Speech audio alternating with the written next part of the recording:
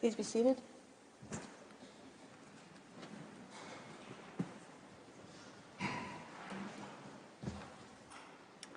Sitting is open. I would like to note that the following judges are present with me in the Great Hall of Justice. Judges Tomka, Abraham, Shui, Sebutunde, Iwasawa, Nolte, and Charlesworth, while Judges Benuna, Yusuf, Bandari, Robinson and Salam, and Judges ad hoc Dode and Zima are participating by video link. For reasons duly made known to me, Vice President Gevorgian is unable to join us for today's sitting. The court meets today to hear the first round of oral argument of Bolivia, both on the claims of Chile and on its own counterclaims.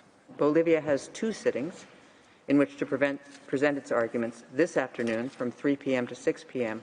and tomorrow from 3 p.m. to 5 p.m. I shall now give the floor to the agent of Bolivia, His Excellency Mr. Roberto Calzadilla Sarmiento. You have the floor, Your Excellency.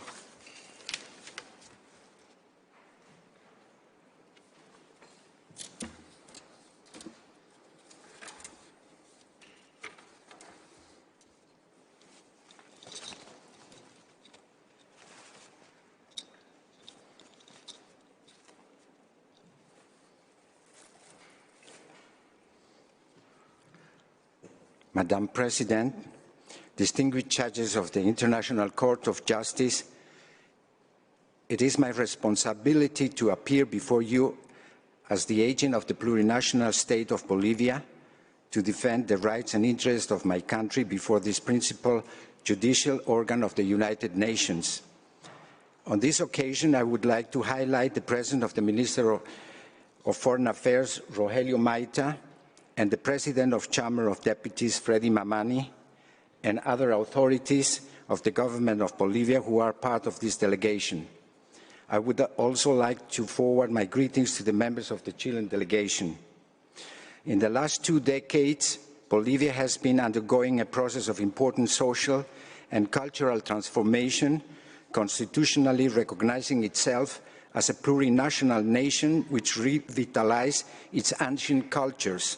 Thus, Bolivia, through its indigenous peoples and subsequently through its government, has been the main promoter of the cosmovision of the Abya-Yala indigenous nations and peoples, which favor life in harmony with Pachamama, or Mother Earth in English, and its natural resources. In 2009, Bolivia enshrined in its constitution the access to water as a right of the peoples and promoted its sustainable use in balance with nature and the environment based on the principles of solidarity, complementarity, reciprocity, equity, respect to diversity, and sustainability in the use of water. Also in 2009, at the initiative of Bolivia, the General Assembly of the United Nations proclaimed 22 April of the Day of Mother Earth, thus expressing its conviction that it is necessary to promote harmony with nature to achieve a fair balance between economic, social, and environmental needs of the present and future generations. In the same year, the General Assembly adopted its first resolution of this topic, launching the UN Harmony with Nature platform and annual dialogue. Likewise, under the leadership of Bolivia, in July 2010, the General Assembly of the United Nations, after 15 years of debate, approved a resolution that recognized water as an essential human right for life, taking a historically significant step in codifying the economic, social, and cultural rights of the peoples of the world. For many years, my country has been an active foreign policy in the regulation, management, and conservation of large rivers located in basins such as the Amazonas, the Altiplano, and the Rio de la Plata. Bolivia, as part of the largest hydrographic basins in South America, maintains relations of friendship, cooperation, and integration with all its neighbors with which it shares water resources, with the unfortunate exception of Chile. Likewise, in order to manage the protection of its wetlands, Bolivia has registered with the Ramsar Secretariat one of the largest areas of wetlands in the world, given that these fragile ecosystems must be preserved. Taking into account this background, Bolivia gives a high importance to the sustainable use of waters of the Silala, as this area is home to a delicate and highly vulnerable ecosystem. Let me now bring you to the origins of the case raised by Chile.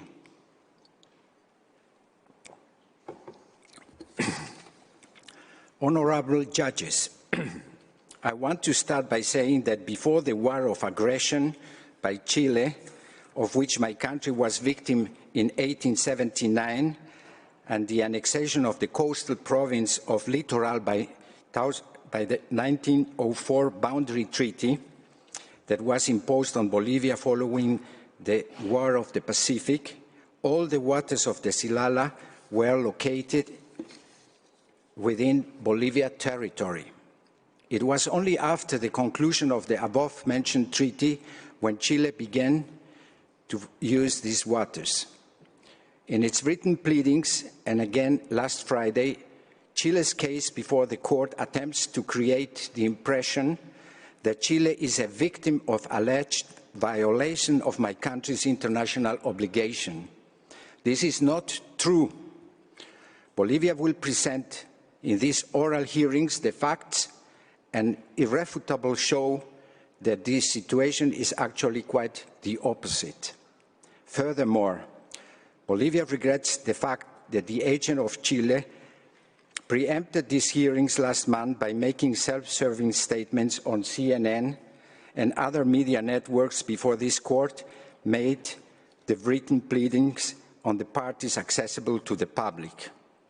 Distinguished members of the court, Bolivia finds no reason to justify Chile's claim over the waters of the Silala before this court. There is no concrete offense whatsoever committed by my country against the uses that Chile makes of the waters of the Silala in its territory. It is indisputable that Chile, without any hindrance, has benefited for more than 100 years of the use of all the waters of the Silala that flow into his territory.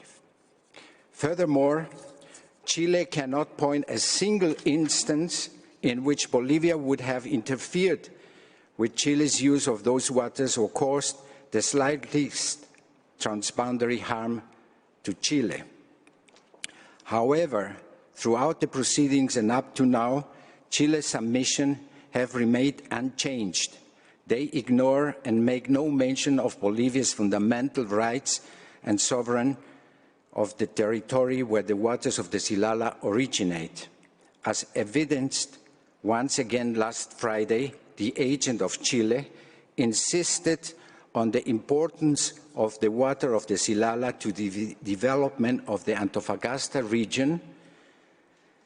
She mentioned the municipal uses in cities and towns and the industrial uses, including the steam engines of the locomotives operating in Chile, with no indication of the importance of waters and its use for the Bolivian people.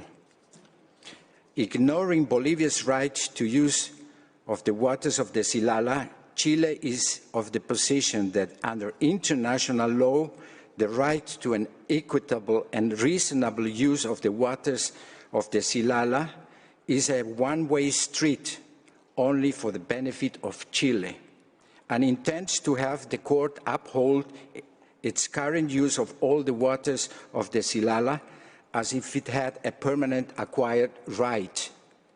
There is no reasonable basis to justify Chile's hastily bringing its claim over the waters of the Silala before this court. Chile seems to be trying to put itself in the place of the Anglo-Chilean company, the Antofagasta, Chile, and Bolivian Railway, currently FCAB, which marketed the waters of the Silala for almost a century, breaching in the terms of the 1908 concession granted by the Prefecture of Potosí. Chile continues to protect and allow the commercialization of the waters of the Silala at the full convenience of the companies that operate in its territory. It refuses to enter into any agreement with Bolivia, which should include the terms of compensation for the maintenance of the artificial infrastructure that collects part of the flow of its waters and are located in Bolivia. Distinguished members of the court, with your indulgence, I would like to explain some relevant elements of the background of the dispute that were conspicuously avoided by the agent of Chile last Friday.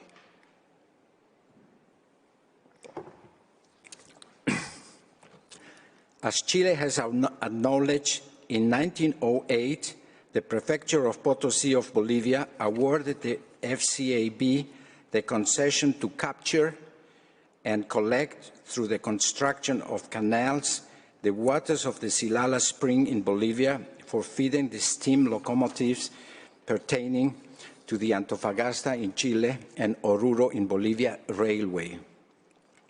In 1997, the Prefecture of Potosí cancelled and revoked the concession because the waters were no longer used for the purpose for which the concession was awarded. The prefecture claimed a payment as a compensation for its non-compliance, which remained pending a solution until now. At this point in the time, Chile recognized that it was a matter between the FCAB company and Bolivia. In 1999, Chile disputed with Bolivia yet another matter related to the nature of the waters of the Silala, alleging that the waters constituted nothing more than a natural international watercourse, ignoring the canalization infrastructure that affects the status of the aforementioned water resource. Chile's position was intended to compel Bolivia to maintain the canalization without any agreement with Bolivia. It is in these circumstances that my country denied the Silala waters were an international watercourse, as opinion at that time had suggested. During the presidency of Hugo Banzer in 2000, the Bolivian government awarded the Silala waters to the Bolivian registered company Ductec. Based on this concession, which was eventually revoked, Ductec intended to charge Chilean companies for the use of the water. Chile opposed this action, and it is at this point that Chile sought to convert what was a domestic contractual law issue into a matter of public international law. In 2009 and in 2002, Bolivia considered dismantling the channelization of the Silala. Contrary to what Chile indicated last Friday, Chile rejected any such measure. 2 years later, in 2004, both parties carried out rapprochements that promoted the creation of diplomatic channels and mechanisms to find a solution to the divergences of views regarding the nature and use of the Silala waters on the basis of joint scientific studies. This initiative did not prosper. However, Bolivia did not take any de facto or legal action on the channelization. The water continued to flow into Chile, while Bolivia continued to trust in the bilateral dialogue without conditions. Between 2006 and 2009, Chile and Bolivia worked on a bilateral agenda called the 13-point agenda. The Silala was one of the 13 points. Within this framework, by 2009, Bolivia and Chile were able to negotiate an initial agreement that called for joint studies on the waters of the Silala to define its nature and status within a period of up to 4 years. The draft agreement stated that whilst the study was being carried out, the Chilean companies that benefited from the water had to compensate Bolivia for 50% of the Silala flows that were considered freely available to Bolivia. This compensation could be increased in favor of Bolivia by virtue of the results of the scientific studies that were going to define the status of the Silala. However, the initial agreement could not be finalized because Chile refused to consider that the uses companies in its territory should compensate Bolivia for the unauthorized past use of the Silala waters. Subsequently, Bolivia's efforts to deal with the Silala issue did not yield major results due to Chile's refusal to reinstate the bilateral political consultation mechanism in 2010. Chile's response to Bolivia's proposal for dialogue was not bilateral cooperation, but instead the institution of these proceedings in 2016. Madam President, distinguished members of the Court, in the written phase of these proceedings, both parties have clarified their position regarding various issues that were in dispute in view of the new and extensive scientific studies. At this point of the proceeding and following the submission of the written pleadings of the parties, both states' current scientific studies have reached points of agreement. For example, that the flow that drains naturally into the Silala follows the topographic gradient that crosses the border between Bolivia and Chile. It should also be noted that during the proceedings, Chile admitted that Bolivia has sovereignty over the hydraulic works installed in its territory, and that Bolivia has the right to decide whether or not to dismantle them. Bolivia and Chile have also agreed that both have rights and obligations under customary international law over the waters of the Silala. Likewise, by virtue of the principle of equitable and reasonable use, Chile recognized that it would have to adapt its current use of the waters of the Silala if Bolivia begins to use said waters. Unfortunately, these areas of agreement are not reflected in Chile's submission. On the other hand, there are points on which there is still apparent disagreement between the parties. In fact, Chile continues to underestimate the impact of the artificial channelization and the drainage mechanism on the surface flow of the Silala waters, despite the fact that it has not carried out any field study in the area. Chile appears to insist on an acquired right to the benefit that results from the infrastructure that generates the enhanced surface flow. As a result, it unfoundedly seems to continue denying Bolivia's sovereignty over the enhanced surface flow of the waters, which could be used by Bolivia in the restoration of its bofedales and local ecosystem, as well as in other uses that it might consider pertinent, while of course also keeping in mind Chile's rights. Throughout the proceedings, Chile has been led to affirm that it does not oppose Bolivia's sovereign right to decide whether or not to dismantle the hydraulic works installed in the Silala. We expect Chile to clearly confirm in its final submission that its acceptance of the first counterclaim is full and unqualified, and that particular, it is not subject to any alleged acquired right. Bolivia, unlike Chile, has presented a detailed scientific study based on extensive fieldwork conducted on site where the Silala springs originate on the impact of the channelization. This study shows the existence of an enhanced flow of between 11 and 33% in relation to the current surface flow that drains from the waters of the Silala into Chile.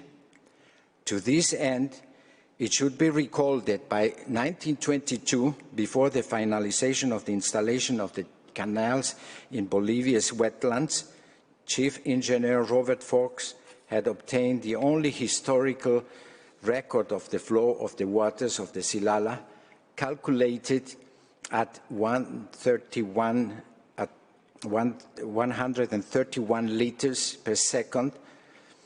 That is 18% less than the current flow and within the range of impact that Bolivia's scientific experts, DHI, calculated and quantified for the enhanced flow in the Silala wetlands and springs.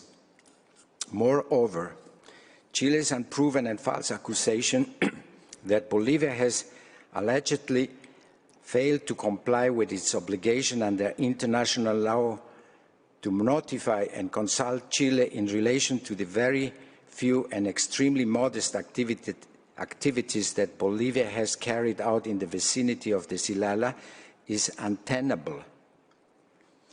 Chile has not presented a single piece of evidence that these activities have caused the slightest contamination or harm to the waters of the Silala. None, Madam President. Bolivia has already presented in its written pleadings all the evidence that demonstrates that the above-mentioned obligation was not breached.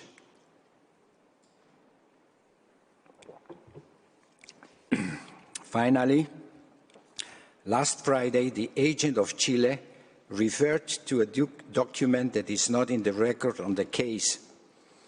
She indicated that in June 2019 proposed to Bolivia the terms of a settlement and added that it did not receive a reply. However, the agent failed to mention that Chile did not intend, in fact, to have negotiations on the terms of the agreement. Rather, it was essentially a take-it-or-leave-it offer that can hardly negotiate in good faith.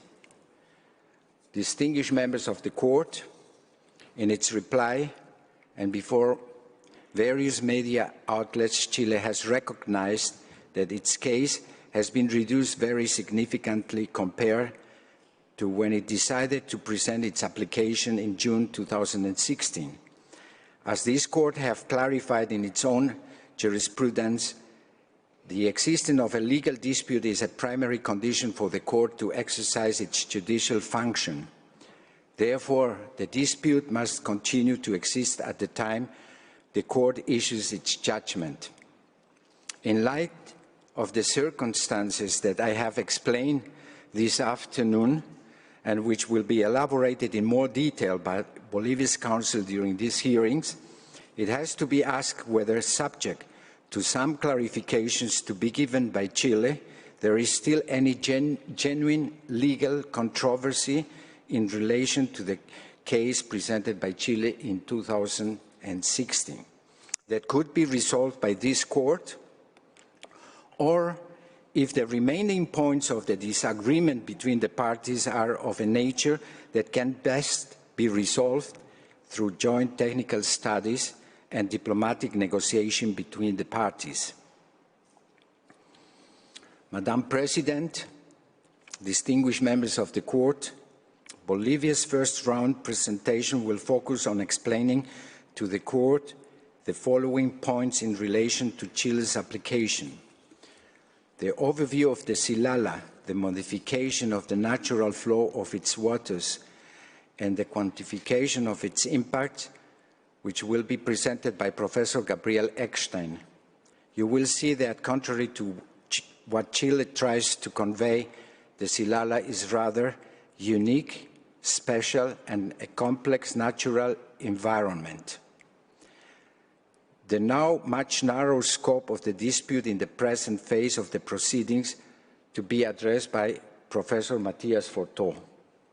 The status and the law applicable to waters of the Silala presented by Professor Alain Pellet, and the unfounded nature of Chile's contentions that Bolivia has failed to prevent significant transboundary harm and has failed to comply with the obligation to notify and consult, which will be addressed by Mr. Rodman Bandi. Likewise, regarding Bolivia's counterclaims, the following points will be presented. Bolivia's sovereignty over the canals and drainage mechanism installed in its territory and its right to decide whether and how to maintain them, presented by Professor Matthias Forteau. Bolivia's right to decide whether to maintain the enhanced surface flow of the Silala waters, which Mr. Bandi will present.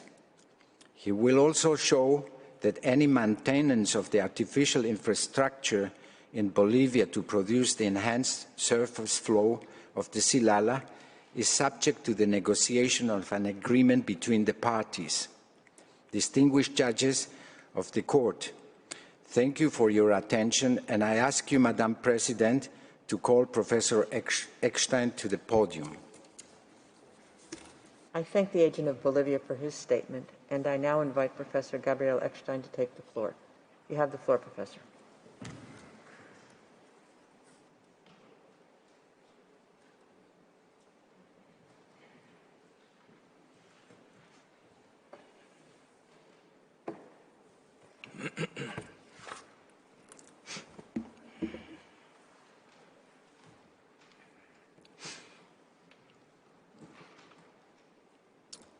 Madam President, distinguished members of the Court, I am honored to appear before you today on behalf of Bolivia. Context and a clear appreciation of the facts by the Court and the parties are critical for understanding the legal issues in this case. Accordingly, in this presentation, I will address the following points. I will first provide an overview, description of the Silala Springs region in Bolivia. I will then describe the alterations that were made to the Silala by the Antofagasta, Chile, and Bolivia Railway Company. Next, I will highlight the significant impact that the artificial drainage infrastructure, which the railway company installed, has had on the Silala, first on the surface flows, and then on the fragile wetlands known as bofedales. And finally, I will briefly address the benefits that Chile has enjoyed over the past many decades as a result of the drainage infrastructure in Bolivia. The chief idea that I wish to convey to the Court in this presentation is that, contrary to Chile's contention, the Silala cannot be described purely as a natural international watercourse. The Silala is presently and has been for nearly 100 years a unique international watercourse with artificially enhanced surface flows. Madam President, I want to start my contribution by describing this unique and remote environment with inspiration from the images, diagrams, and video that will appear on the screens and which are also available under tabs 1.1 to 1.3 in your folders. To begin with, the area of the Silala Springs in Bolivia is located in the southwestern region of the country in the department of Potosí, close to its border with Chile at the northern end of Chile's long territory.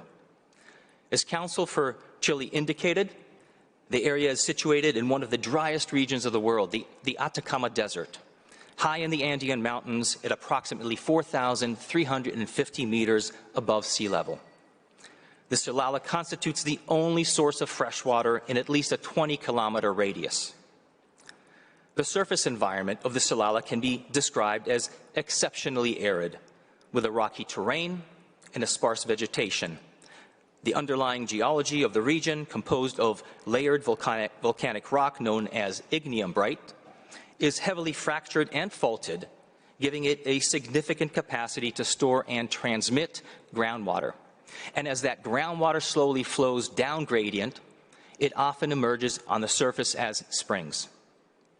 Now, the outer edge of the Bolivian springs emerge from the ground around 4 kilometers from the international boundary in 3 distinct ravines. As highlighted in the image on your screen, the first 2 are defined as the southern, or Orientalis ravine, and the northern, or Cajones ravine. These 2 ravines and their respective canal systems then merge together to form the third canalized ravine at a point approximately 600 meters up from the Bolivian-Chilean border, which continues westward across the border into Chile. Now, each of the Silala ravines in Bolivia contains a wetlands that are very noteworthy. Designated as wetlands of international importance under the Ramsar Convention, these distinct ecosystem features are categorized as a subset of wetlands known as bofedales and are described in the literature as high-altitude Andean mountain cushion bogs, underlain by thick peat layers. These bofedales, such as the one shown on your screen, which is actually a remnant bofedal in the southern ravine surrounded by invasive grasses, they constitute fragile ecosystems that host distinct plants and animals found only in this unique environment. These wetlands exist because of the presence of shallow groundwater close to the surface, as well as the spring discharges. Now, during 2017 and 2018, DHI, which is a non-for-profit technical consultancy, conducted extensive on-site field investigations throughout the Silala region in Bolivia. Among other activities, they drilled more than 30 boreholes to take rock samples, classify the subsurface geology, measure groundwater levels, characterize groundwater chemistry, determine subsurface flow direction, and collect other valuable data. Based on DHI's analysis, 3 distinct scientific conclusions are derived. First, it is now clear that the water feeding these fragile wetlands originates predominantly from groundwater found in the fractured and faulted volcanic rock aquifers that underlay the region. The groundwater is what sustains these wetlands. Second, DHI's on-site studies also reveal that these aquifers are recharged partly from localized precipitation, but more substantially from groundwater flowing from more distant and higher parts of the plateau and linked with the fractured rock aquifers that underlie the region. Moreover, according to DHI, the groundwater emerging in the southern ravine may be as old as 10,000 years in age. This suggests that some of the Silala's waters may originate from aquifers that do not receive any contemporary recharge and thus are vulnerable to depletion. Lastly, and possibly most important to the case before you, DHI's studies revealed that the extensive drainage system that was installed in Bolivia by the Antofagasta, Chile and Bolivia Railway Company, also known by the initials FCAB, they have diverted more groundwater onto the surface and into the channels and canals than would occur under natural, unchannelized conditions. Today, the total volumetric flow of that water coursing on the surface into Chile, which is the natural flow, plus the enhanced flow resulting from channelization, all of that has been calculated to average 160 liters per second. Madam President, having provided a broad overview of Bolivia's Silala region, I would now like to expand on my second point related to the physical changes that the FCAB made to the Silala water regime when it constructed the vast drainage network in Bolivia's territory and which is still present today. In 1909, FCAB which is a British corporation based in and operating from Chile, installed its first intake structure on Bolivian territory in the main Silala ravine, just below the confluence of the other two ravines. In your folders under tab 1.1, you will find an image showing a cement structure. On the left side of that image, below the word confluence, that is where the intake drew water from the Silala. In 1910, the company connected a pipeline to that intake and began diverting approximately 75 liters per second of Silala water from Bolivia to the San Pedro station in Chile, approximately 60 kilometers away. In that same year, 1910, the Desultation Chamber, which is the cement structure I referenced, it was added at the intake point in order to reduce silt from entering the pipeline, as well as to prevent the silt from flowing downstream into Chile. Now, in 1928, the railway company installed a complex system of canals, channels, pipes, and drains directly in Bolivia's Bofedales wetlands, in both the northern and the southern ravines, as well as a principal canal that captures the combined flows of those two ravines and delivers the water to Chile. Now, the image on the screen shows the massive system that was installed in the northern ravine in Bolivia. This network was, and still is, quite extensive. It includes more than 6.5 kilometers of artificial drainage mechanisms that crisscross throughout both wetland areas, and which are divided into 46 individual branches. Now, to put this into perspective, in your folder under tab 1.2, you have an image showing the so-called near-field area. This area, bounded by the green color in that image, encompasses the two ravines in Bolivia and containing the Bofedal wetlands, plus the main ravine, this main Silala ravine, which continues all the way to the Chilean border. Now, that near-field area encompasses approximately 2.7 square kilometers in area. This means we have 6.5 kilometers of canals, channels, pipes, and drains in the three Silala ravines that combined comprise only 2.7 square kilometers. While Chile recently portrayed the regime to the media as a few small acequias, which is a Spanish word for ditches, clearly this is a sophisticated and substantial drainage system.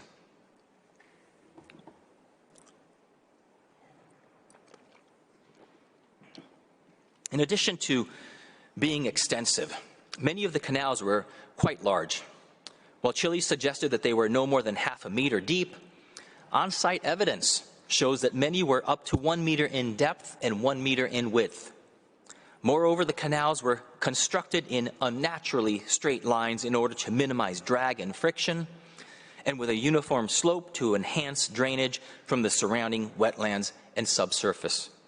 In addition, all of these drainage features were constructed below the topographic elevation of the adjacent land surface to allow all of the surface water to flow into the drains. And many were lined with flat rocks and stone masonry to provide structural support for the channels. Now, the diagram on the screen illustrates the effects that these canals and channels can have on wetlands. Under natural conditions shown on the left side of the screen, the groundwater level in typical wetland environments is at the surface level, which causes natural surface depressions to fill in with water. And in Bofedal-type wetlands, water-dependent distichia plants and other native vegetation cover that surface and can form deep layers of peat that can be 1/2 to many meters in depth. But when channels and canals are dug into the ground, as illustrated on the right side of the screen, they draw the groundwater into the canal. And when a flowing channel is large enough, it can draw a significant volume of water from the surrounding ground, which causes the groundwater level to lower until it reaches a new equilibrium. Once the groundwater level falls below the root level of the native Bofedal vegetation, the land surface dries out, the peat layer compacts and withers away, and non-native flora and fauna that can withstand the more arid environment, they invade the space. This is precisely what has happened in the Silala wetlands. But those larger canals I showed you in the earlier slide are not the only components of the drainage system. Like branches of a tree connected to the main canals are smaller second and third order channels and drains that likewise drain the surrounding area. The vast majority of these small branches are lined with stone masonry.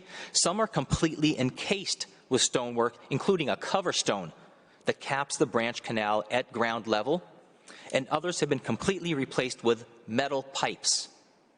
In addition, many of these third-order tributary drains are connected directly to the more than 100 springs that I referenced earlier to capture their flow and divert it to the main canals of each ravine.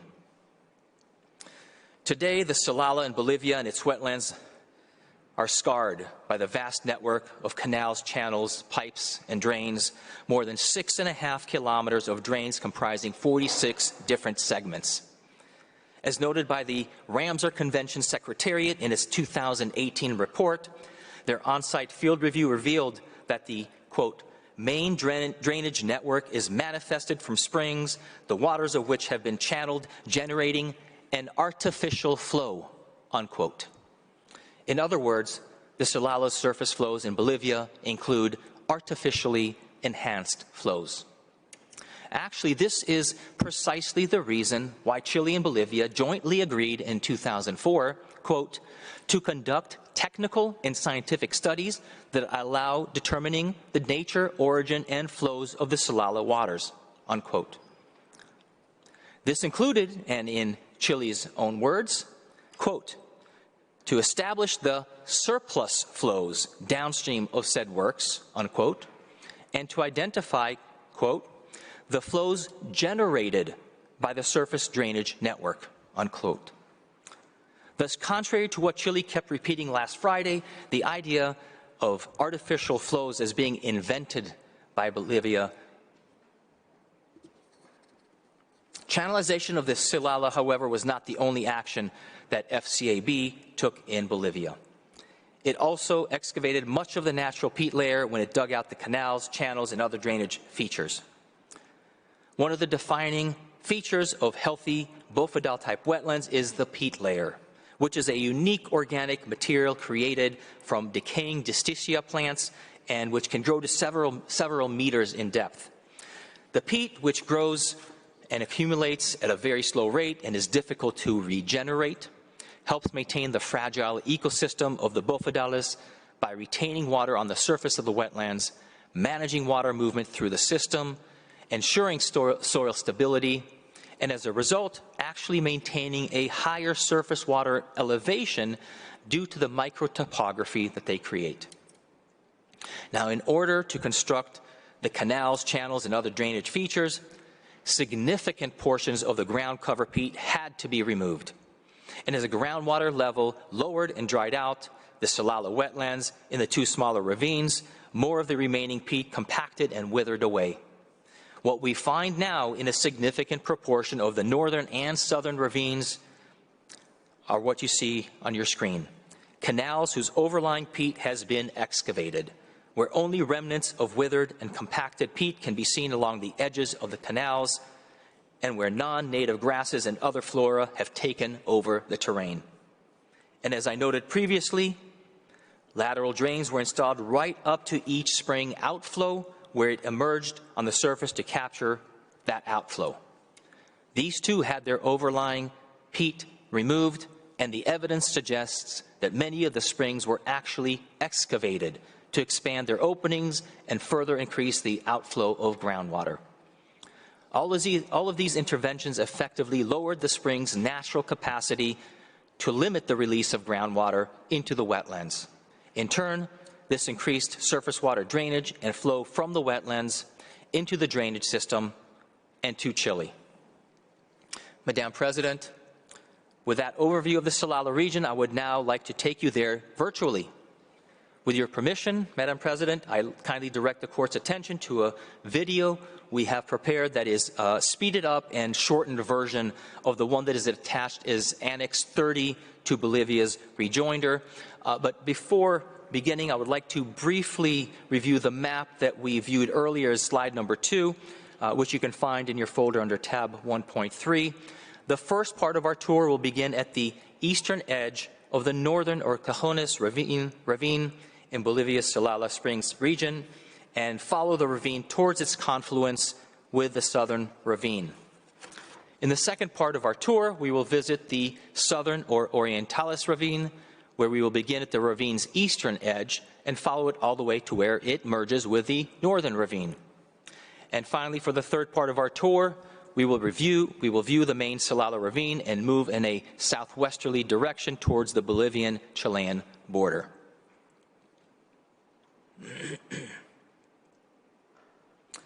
So we begin our tour at the outer edge of the northern ravine.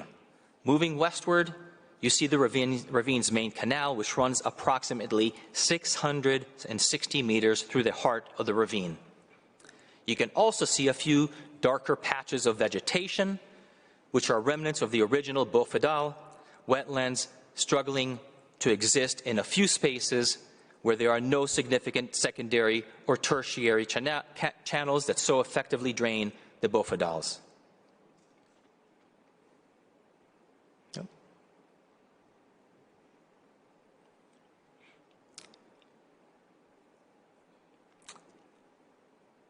Right there, that's good.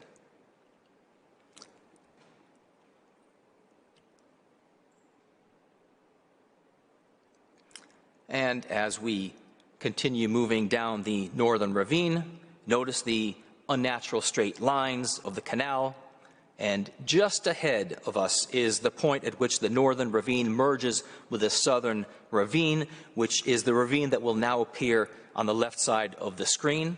Now, this confluence point is also where the main canals of the northern and southern ravine merge to form the principal canal, located in the main Silala ravine, which flows toward Chile, and this will end the first part of our tour.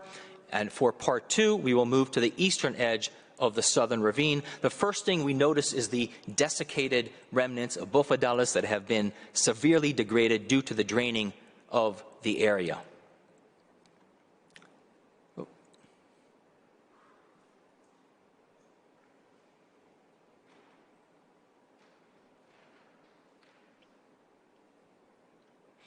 Looking over the channelized wetlands, you can see the drainage canals that were dug along the outer edge in an oval shape, along with a few secondary canals in the middle.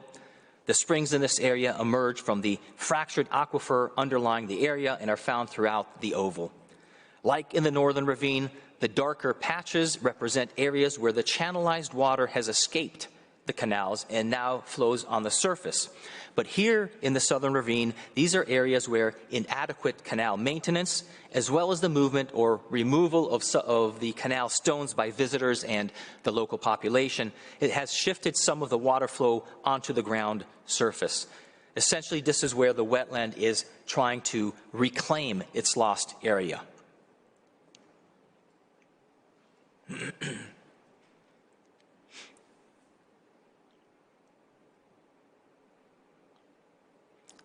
And as we continue down the ravine, notice again the straight lines formed by the canals, as well as the desiccated areas of former bofedal vegetation alongside the canal.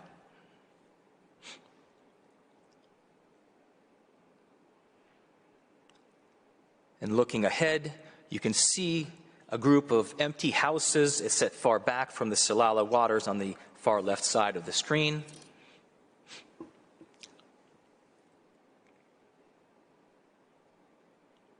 And as we get to the midsection of the ravine, you can see the military post, which houses a small group of Bolivian soldiers, and nearby are additional dark patches where the Silala waters have escaped the channel.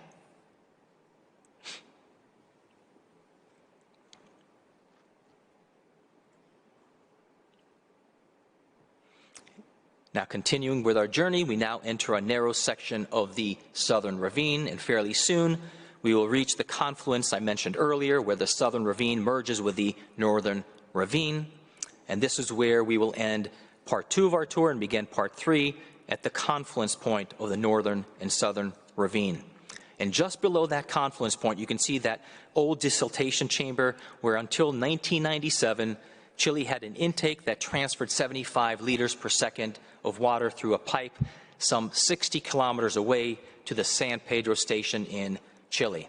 Now, this is also the location of the only intake structure that existed in the early 1900s and where engineer Robert H. Fox obtained on-site data on flow rates, water chemistry, and other Silala parameters, which he published in 1922. And I will refer back to engineer Fox a bit later in my presentation.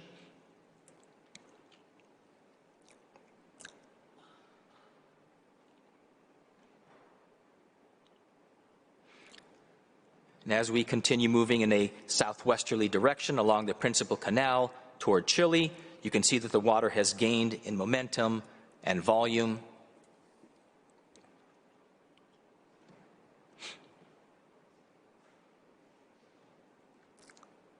And along the channel, you can see a road that runs the length of this entire ravine.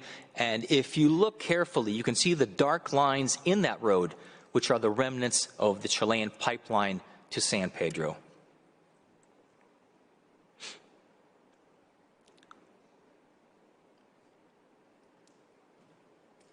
And finally, as we near the Bolivian-Chilean border, you can see at the top of the screen the blue-colored structure, which is Chile's newer intake mechanism located just across the border.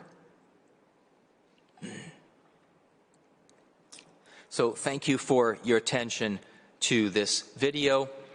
Moving on, Madam President, there is an additional point I wish to make about the drainage infrastructure constructed in Bolivia's territory, which relates to the reason why this extensive drainage system was constructed.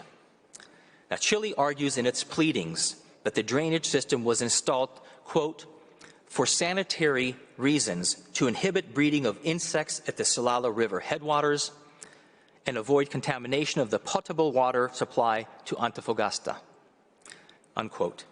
Essentially, the claim is that by digging an extensive network of canals and channels throughout the Silala ravine, by excavating the peat layer, by draining the standing water in the wetlands and diverting it into drainage system, and by lowering the groundwater level, you would have fewer flies breeding.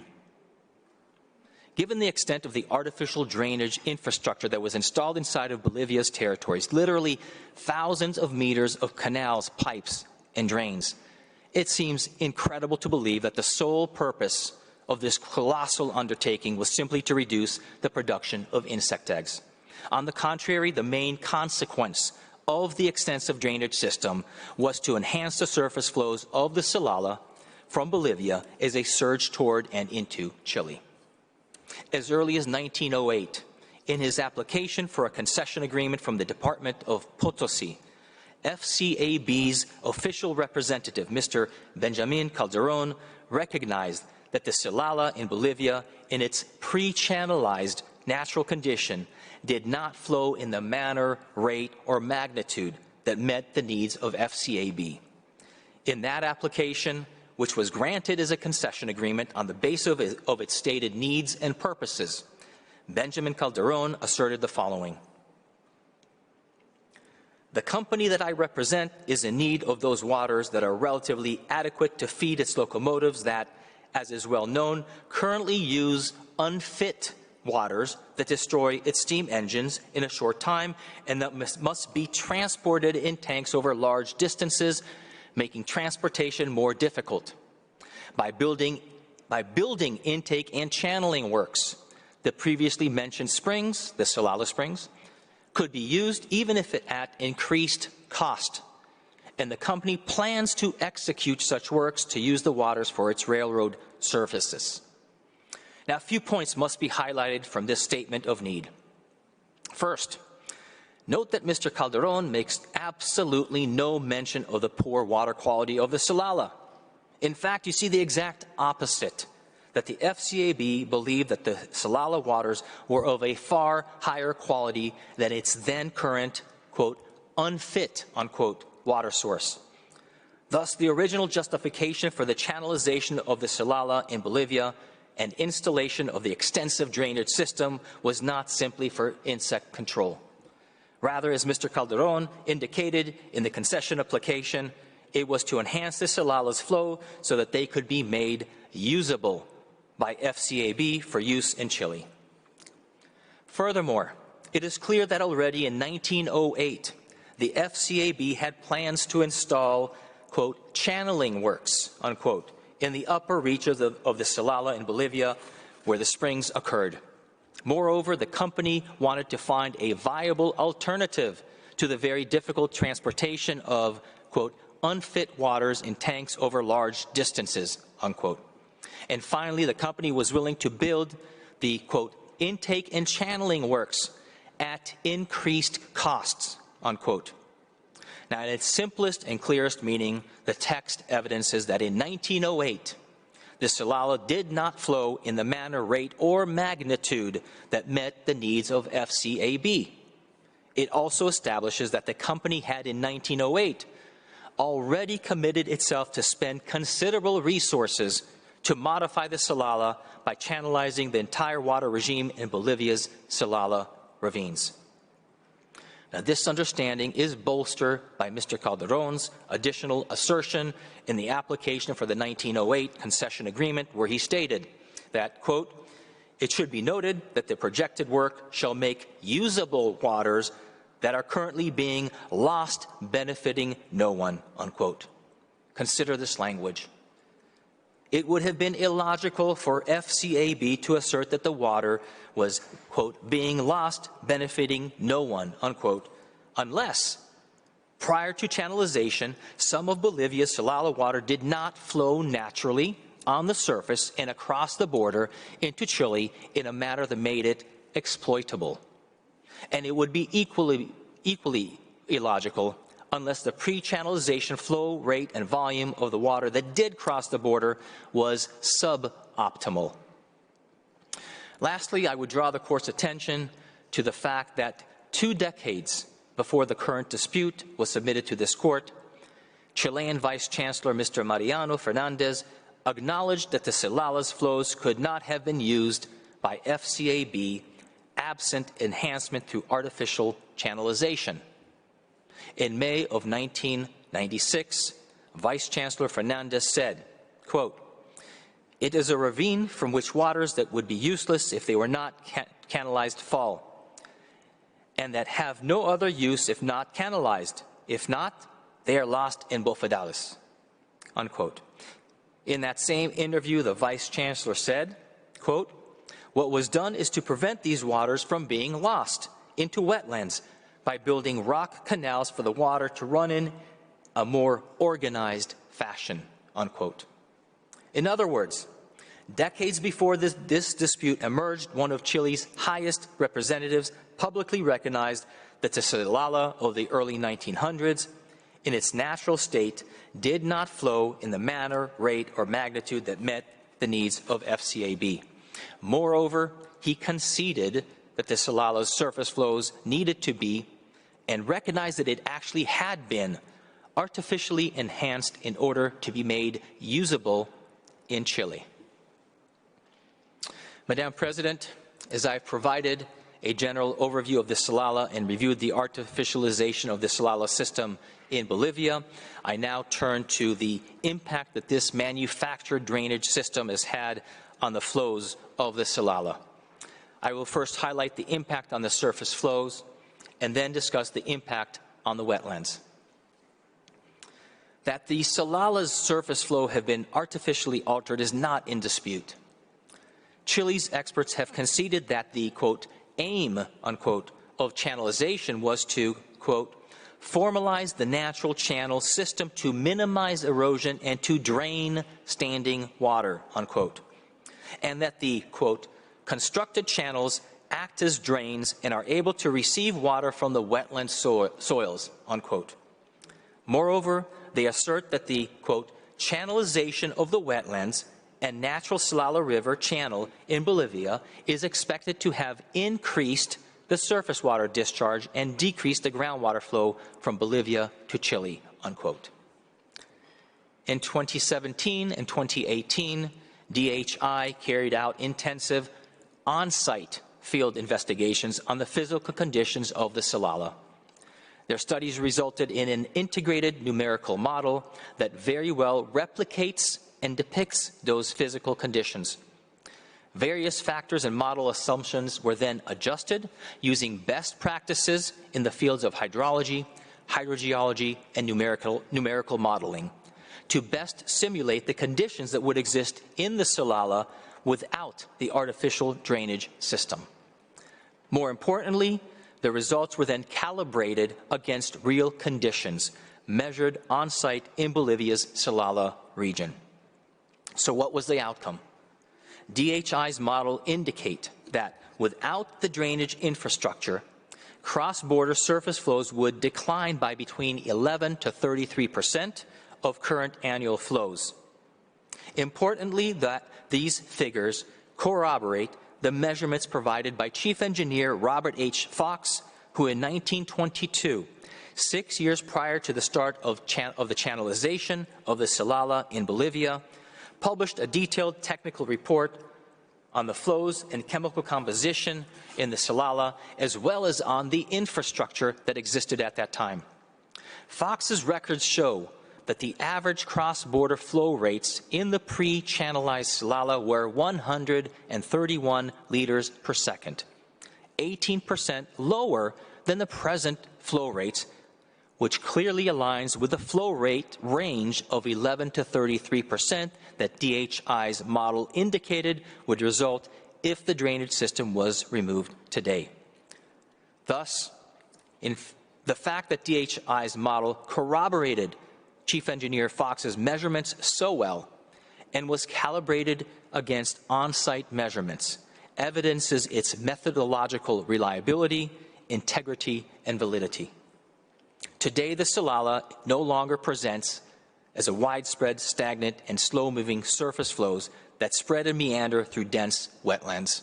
Rather, it has been converted into a fast-moving, channelized watercourse flowing through narrow, artificial canals, channels, and drains. Whereas the natural Silala flows averaged 131 liters per second near the border prior to the installation of the drainage network, DHI studies show that today the Silala's surface flow averaged 160 liters per second. Though I should add that during her opening remark, Chile's agent said that their own measurements indicate an even greater surface flow of 170 liters per second. Regardless, it is clear that the extensive drainage system has substantially increased the surface flows of the Silala as compared to its pre-channelized natural state. The impact of the manufactured drainage network on the Silala, however, was not limited only to its flow regime.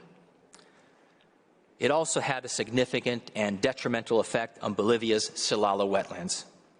As groundwater levels underlying the wetlands were lowered as a result of the drainage mechanisms, the topsoil in much of the region was desiccated and became salinized. Peat layers dried out and compacted. Natural conditions for indigenous animals and plant life were degraded. Native vegetation was replaced by grasses that required less water and whose longer roots could more easily reach the lowered groundwater levels. And much of the microtopography of Bolivia's wetlands was largely eliminated. That microtopography, such as mounds, ridges, and other surface features typical of bofedales, was responsible for developing widespread pools of stagnant and slow-moving water that are typical of unchannelized bofedal-type wetlands, characteristics that have now largely disappeared from Bolivia's Silala region. As noted earlier, the Ramsar Convention Secretariat, in a 2018 report assessing the state of the Silala wetlands, observed that over the past century, the land area in Bolivia covered by Silala wetlands had been reduced from 14.12 hectares to a mere 0.6 hectares. It attributed this degradation and desiccation specifically to the extensive drainage system.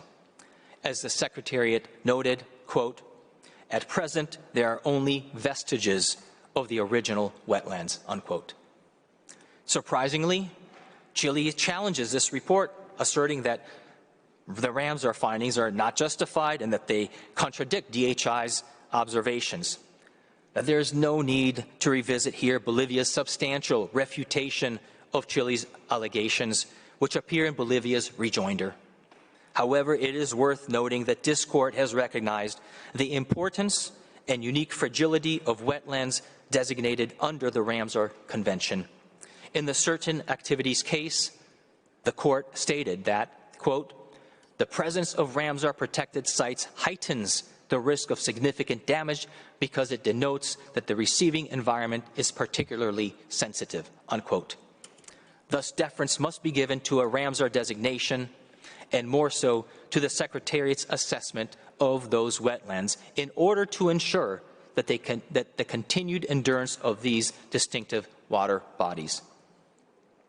Moreover, as a party to the Ramsar Convention, Chile itself is obligated, quote, to coordinate and support present and future policies and regulations concerning the conservation of wetlands and their flora and fauna, unquote, where such wetlands pertain to a, quote, water system that is shared by contracting parties, unquote.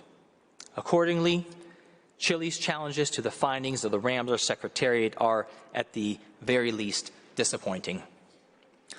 Madam President, as I have described the Silala, it's a fragile water regime that has undergone extensive modification as compared to its natural pre-channelized state, both in terms of its flow rate and the quality of the water that flowed down the artificial canals and channels into Chile. So when we speak about the Silala as an international watercourse that has been artificially enhanced, we mean the following. A watercourse whose cross-border flows were altered in terms of their manner, rate, and magnitude in order to meet the needs of FCAB. A watercourse whose volume of water in its surface flows have been significantly increased by diverting groundwater into those surface flows. And a watercourse whose water quality has been improved over natural conditions by channelization of the Silala wetlands, reducing standing water, and increasing the surface flow of the water through the system. All of this is in a unique, fragile, and complex environment.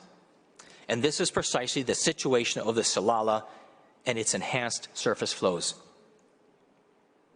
So having provided the court with a general overview of the Silala, described the alterations made by FCAB, and highlighted the impact of these alterations on the Silala, I would now draw the court's attention to an additional series of impacts that resulted from the artificial channels and drainage mechanisms. These impacts are the benefits that Chile has derived and continues to receive from the artificial works that are installed in Bolivia. As a result of the more efficient drainage of Bolivia's wetlands, FCAB and Chile have benefited from the enhanced flows that provide more surface flows in the Silala than would have occurred under natural, unchannelized conditions. Additionally, and as FCAB and Chile have also recognized, they benefited from receiving a higher quality of water than they would have received if the Silala had never been modified. Water that was more fit for the company's steam engines and Chile's municipal water supplies, and, of course, also for mining purposes. Lastly, over the past 100 years, Chile has benefited from not having to expend resources on drilling groundwater wells in Chile to obtain the needed water from the aquifers underlying the Silala. Rather, Chile has simply enjoyed the bounty directly from the Silala's enhanced surface flows. And all this is thanks to the significant alterations of the natural conditions of the Silala and its wetlands in Bolivia, the draining of groundwater and the bofedales in Bolivia into the Silala's surface flows, and the transfer of that water across the border to Chile through surface channels. These benefits that I've just described are not insignificant. Capturing surface water comes at a relatively little cost. Capturing the same amount of groundwater, however, can be quite expensive. As my colleagues will explain, these benefits carry with them legal implications that are highly pertinent to this case. Madam President, before concluding, I would like to raise one final, quite critical point. Chile offers an entirely different portrayal of the state of the Silala and the impacts of the drainage system installed in Bolivia than what I have just described to you. Yet it must be said and recognized that Chile's and its experts' strategy is based entirely on attacking scientific reality. They contest and discount the only studies ever made directly on site in Bolivia, those published by Chief Engineer Fox in 1922 and those conducted by DHI more recently. Their own assessments of the Silala's flows and of the entire Silala hydrologic regime are based on remote and off-site investigations, as they never set foot in Bolivia, where the Silala originates in springs and where the artificial drainage system was installed.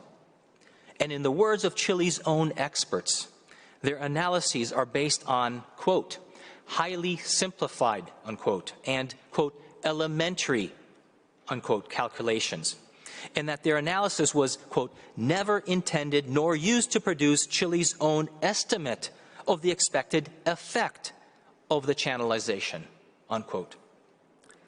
This simplistic, remote, and conjectural approach, however, is quite surprising and stands in stark contrast to the realities in the field. In its own pleadings, Chile has confirmed, quote, the complex nature of the Silala River and the groundwater flow systems. And its experts have recognized, quote, that the hydrogeology of the Silala system is complex and difficult to understand from the limited data available, unquote. As a result, Chile's simplified and elementary interpretations, estimations, and hypotheses are inadequate to deal with the complex hydrological properties and spatial variability of the Silala regime, and thus have only marginal value for this case. Madam President, Your Excellencies, as I said at the start of my presentation, the chief point that I wanted to convey to the court is that the Silala cannot be described purely as a natural international watercourse.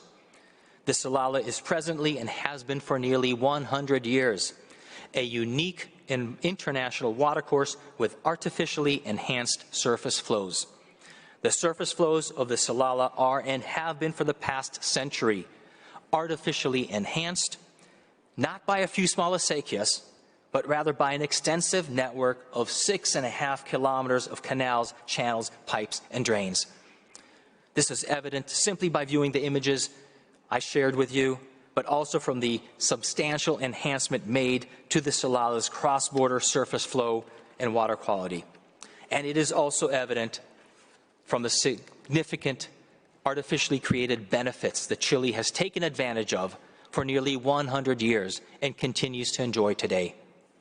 And it is evident from the extensive degradation and desiccation that the drainage system has wrought on Bolivia's distinct Silala region and its fragile Ramsar-designated wetlands. With this, Madam President, distinguished judges, I thank you for your time and attention, and I kindly request that you please invite Professor Matias Forteau to the podium. Thank you. I thank Professor Eckstein, and I now give the floor to the next speaker, Professor Matias Forteau. You have the floor, Professor.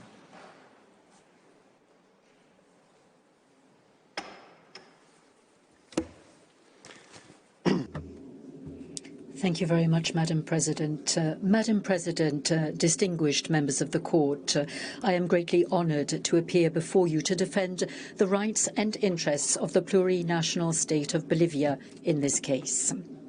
My task today is to delimit the scope of the dispute that has been submitted unilaterally to you by Chile. Pursuant to Rule 60 of the Rules of Court, the oral pleadings shall focus on the issues that still divide the parties. This provision is not always strictly complied with by the representatives of the parties, but in the instant case, it warrants particular attention insofar as the scope of this case has been very greatly reduced, and that there is a very large number of points on which the parties agree, as both Bolivia and Chile have noted in their written submissions, and as did Chile once again last Friday. In its rejoinder, Bolivia had already attempted to identify the points of agreement, those which required further clarification and those which remained open, and it had stressed that if due clarifications were provided by Chile, and in particular if the latter consequently amended its final conclusions, this might bring the parties yet closer together and thereby eliminate any remaining points of disagreement between them. I wish to emphasize in that respect that Bolivia's rejoinder was submitted almost 3 years ago, and that this was the last time it expressed its views in writing. Needless to say, since then, Bolivia and its councils and experts have continued in good faith to assess the points at issue in this case, having regard in particular to material provided in the meantime by Chile and expert reports which have been filed. Chile, for its part, claimed the right to file new written submissions at a later stage, in which it deemed it useful to submit new scientific data, which puts into perspective Mr. Wordsworth's essential matter. Les écritures du Chili ainsi que ses plaidoiries de vendredi ont montré un peu plus encore non seulement que les éléments d'accord entre les parties étaient considérables, mais aussi et en définitive que l'essentiel de la demande du Chili est très largement sans objet. Dans la mesure où le règlement judiciaire n'est qu'un succédané au règlement direct et amiable entre les parties, il importe de commencer par identifier ces points d'accord pour mieux déterminer ensuite quelle doit être l'issue de la présente instance.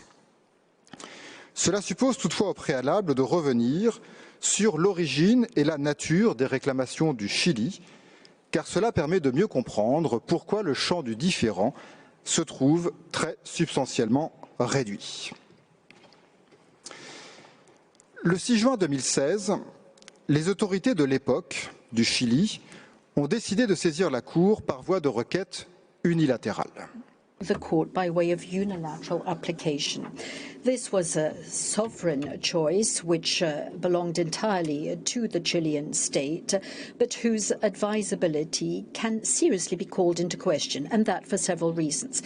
It should first of all be recalled that contrary to the impression which Chile attempted to make in the long passages of its memorial on the origins of the dispute, as well as in the incomplete presentation of this on Friday, the dispute did not arise abruptly in a diplomatic note of Bolivia dated 3rd of September 1999. Firstly, this diplomatic note notably followed a previous diplomatic note by Chile dated the 20th of May 1999, in which the latter objected to what had been said within the Bolivian parliament regarding the waters of the Silala River.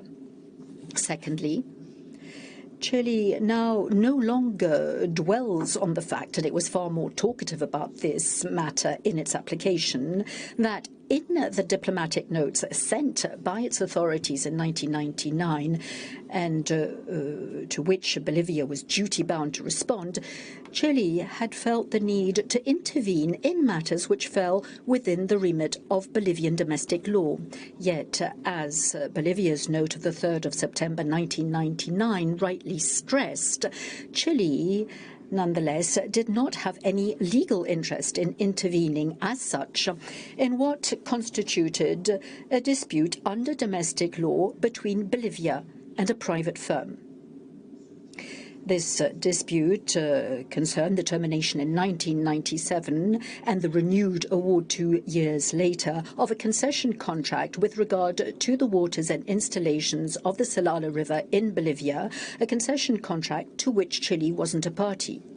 In September 1999, Chile challenged the terms of the bid for tenders issued by the Bolivian authorities with a view to concluding a new concession contract. Again, on the 14th of October 1999, Chile expressed reservations regarding the tendering process and on the 3rd of December 1999 even requested for it to be suspended, implying that without such a suspension, it would not be possible to hold any dialogue between the two states regarding the Silala River. On the 27th of April 2000, Chile also objected to the contract entered into by Bolivia with a DUTEC firm, as it considered that this contract was void. These interferences by Chile in a domestic contractual process give cause for concern in more ways than one. To start, it should be pointed out that at no time did the termination and the renewed granting of the concession contract prevent Chile from using the waters of the Silala River flowing in its territory, nor indeed infringe its effective enjoyment of its international rights with regard to these waters. Nothing besides that infringes these today either. Besides, Chile has never claimed the contrary before you. On the very contrary, Mrs. Klein-Kannenberg on Friday stated that despite the annulment of the concession contract in 1997, Chile has continued using the waters of the Silala River, waters which, and I quote to Mrs. Klein-Kannenberg, have been used in Chile, and I quote, since 1910 and as of today, end of quote, and this has been completely unhindered. Next, it is worth noting that this concession contract was a contract under domestic law entered into by the Bolivian authorities with regard to the waters and the installations of the Silala River located in its own territory, and matters pertaining to this contract, therefore, fell under Bolivian domestic legal order, as the terms of the relevant documents clearly showed. Besides, a few years beforehand, Chile had acknowledged that the measures taken by Bolivia vis-à-vis licensees operating in its own territory fell within Bolivia's responsibility. In 1996, Bolivia was concerned in a press communique that Chile was the only one to benefit from the use of the installations on the Silala River without any compensation whatsoever being paid for the use of the installations constructed in Bolivian territory and exploited by private licensees. This press release of the 7th of May 1996 had not been contested by Chile in any way at the time.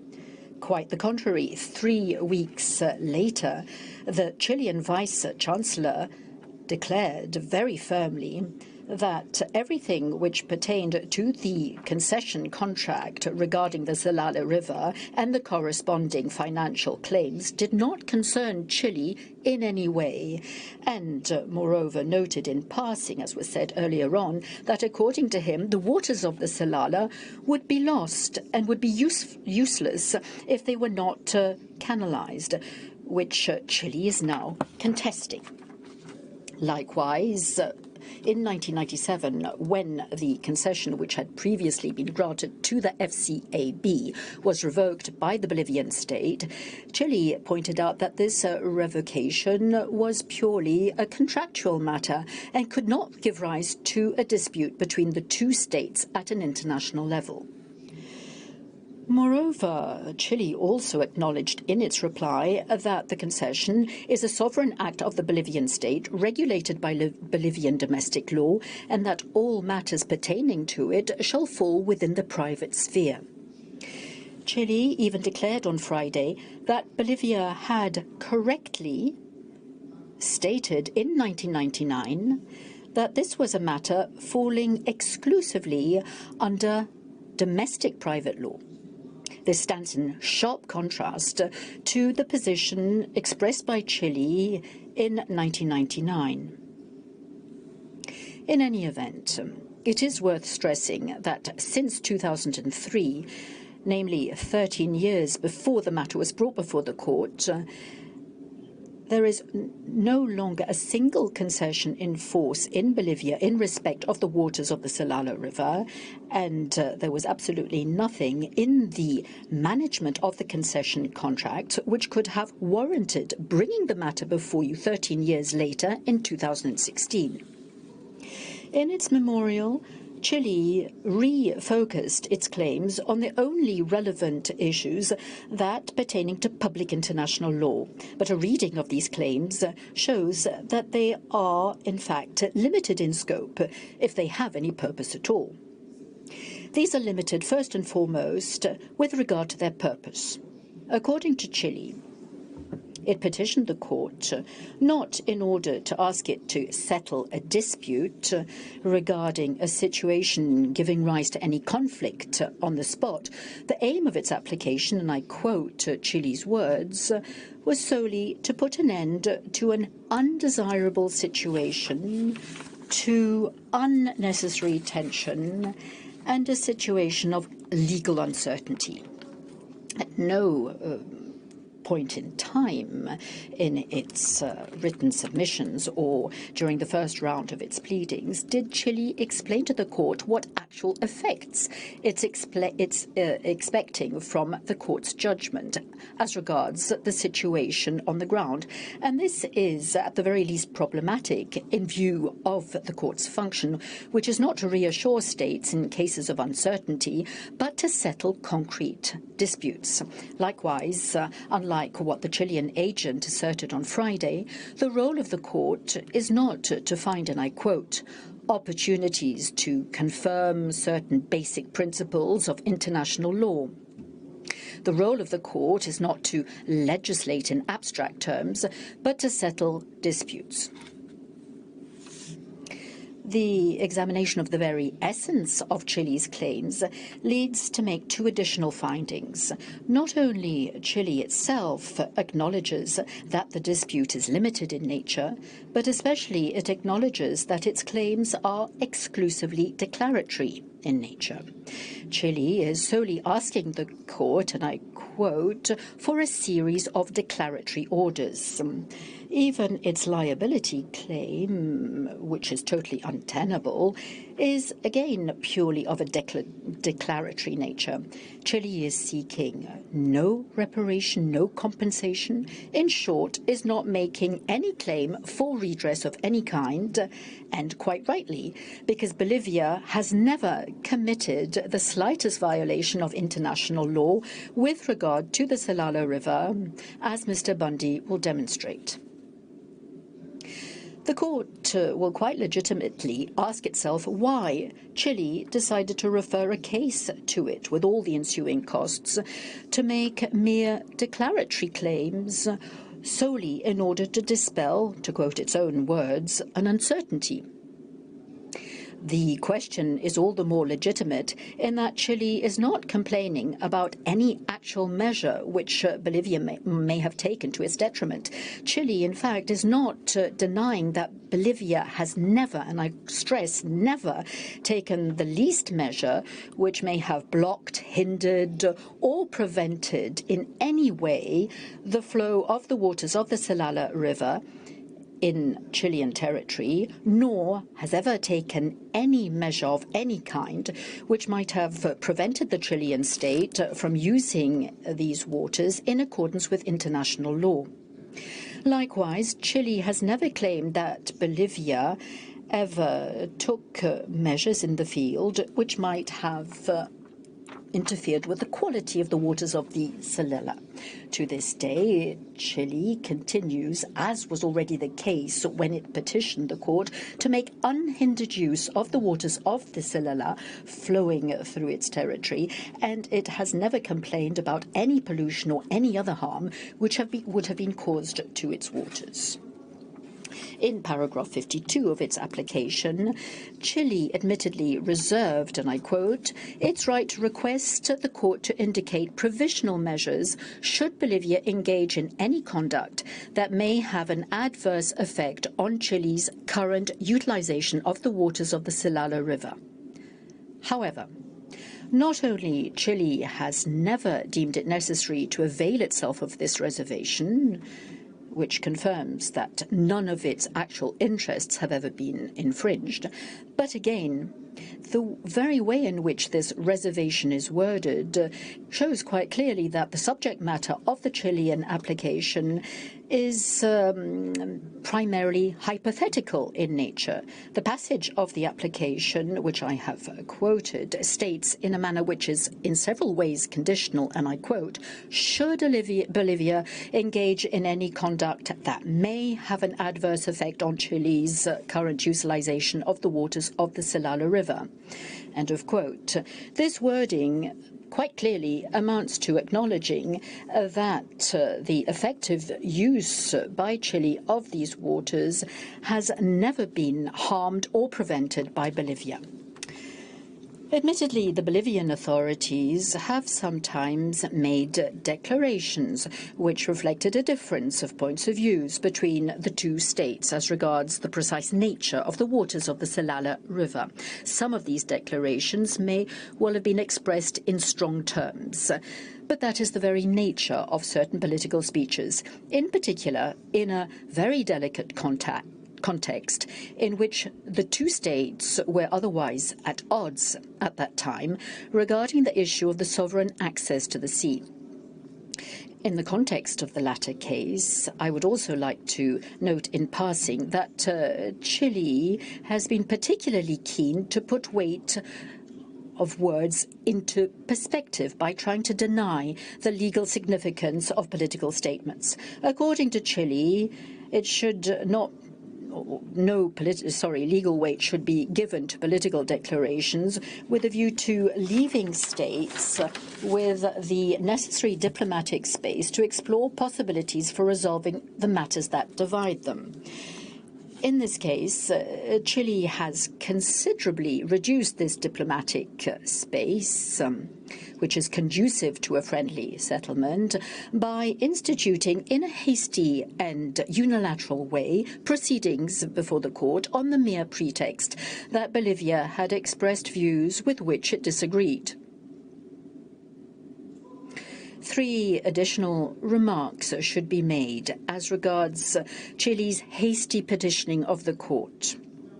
First of all, Chile seems to have brought a case before the court primarily for preventive purposes as a response to an announcement made by Bolivia that it gave itself at least 2 years to consider bringing possible legal proceedings with respect to the waters of the Silala River.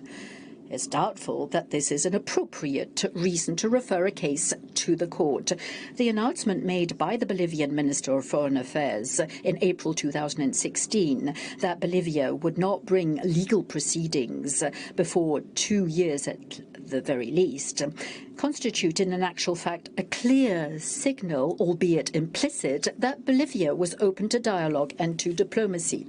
This announcement echoed the declaration made by the president of Bolivia a few weeks beforehand, according to which Bolivia didn't want any more confrontations, any more disagreements, and it also echoed an invitation which was publicly sent to the president of Chile to come to visit the Silala River. Nothing in the case file seems to indicate that Chile ever replied to this invitation. Its only reaction was to lodge a unilateral application with the court. Secondly, Chile's attitude is all the more problematic in that, as Bolivia explained in detail in its submissions, in 2000, the two states had launched a mutually agreed process to better determine together the nature, the origin and the flow of the waters of the Silala River, including the additional flow generated by artificial installations. That showed that there was an agreement between the two states that such a study was necessary. Chile expressly recognized that it was necessary to examine the precise nature of the waters of the Silala in greater detail, which proves that nothing straightforward nor clear-cut seems to appear in Chile's position as it contends now, and that it would have been advisable to continue its studies, as Bolivia emphasized in its rejoinder. In its memorial, Chile indicated that it had always been in favor of such joint studies, but this assertion is not consistent with its hasty referral of the matter to the court. And I add that at regular intervals during the years prior to the referral of the case to the court, Bolivia has reasserted that it is open to dialogue, and I repeat, it has never taken any measure to the detriment of Chile. Thirdly, as indicated in Bolivia's readings, both parties back in June 2008 decided to begin discussions on the conclusion of agreement on the utilization of the waters of the Silala River, which led to a first consensual text in July of that same year, 2008. My colleagues will be coming back to the actual content of that draft agreement later. At this stage, I will simply make two comments. One, the content of this draft agreement shows that the status quo was deemed to be unsatisfactory and that an agreement was considered necessary by both parties to clarify the rights of the utilization of the Silala waters. This led in particular, in the draft agreement, to the acknowledgement by Chile that in certain circumstances it would have to pay compensation to Bolivia for the utilization of these waters. Second, Chile put an end to the discussions on the draft agreement on the grounds that Bolivia had claimed compensation for past utilizations of the waters of the Silala, which Chile contended would have radically changed the terms of the conversations to the point of making them impossible to pursue. This calls for two comments. It confirms, a contrario, that the other elements of the draft agreement were still acceptable to both parties, and this contention also does not reflect the facts, given that, unlike what Chile contended, the October 2020 meeting during which Bolivia made this claim ended in agreement from both parties to pursue the discussions and not, as Chile now states, to put an abrupt end to them. Chile, moreover, made an abusive claim, or several abusive claims during the 2010 meeting. After Chile had expressed its objection to the call for compensation for past utilizations of the Silala River, Bolivia told it that in that case it would reserve, and I quote, its right to use Bolivian-free available waters by using them in its territory or by reconstituting the natural conditions of the area of the Silala Springs, end of quote, which was perfectly entitled to do. Chile, however, considered this approach was not compatible with the purposes of the discussions. Back in 2002 already, Chile had opposed to any change to the flow of the waters, which was tantamount to refusing Bolivia's right to dismantle the canals.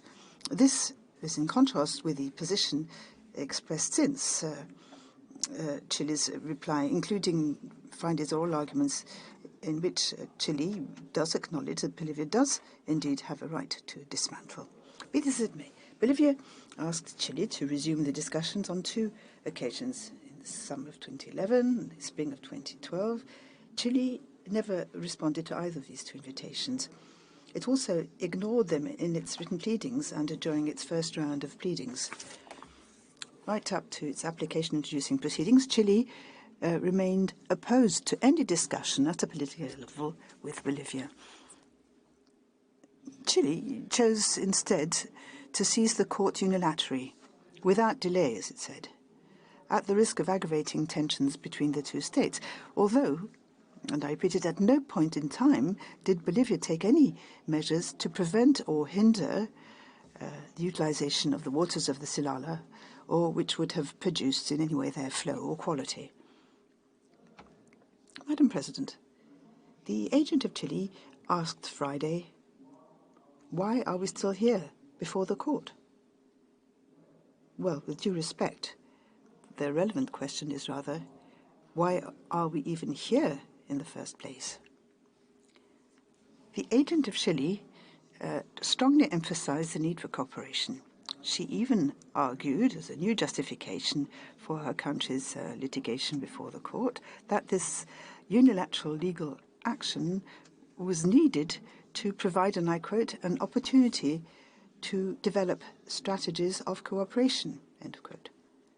But, distinguished members of the court, unilateral judicial action, legal action, is surely not the best way to encourage international cooperation and good neighborliness.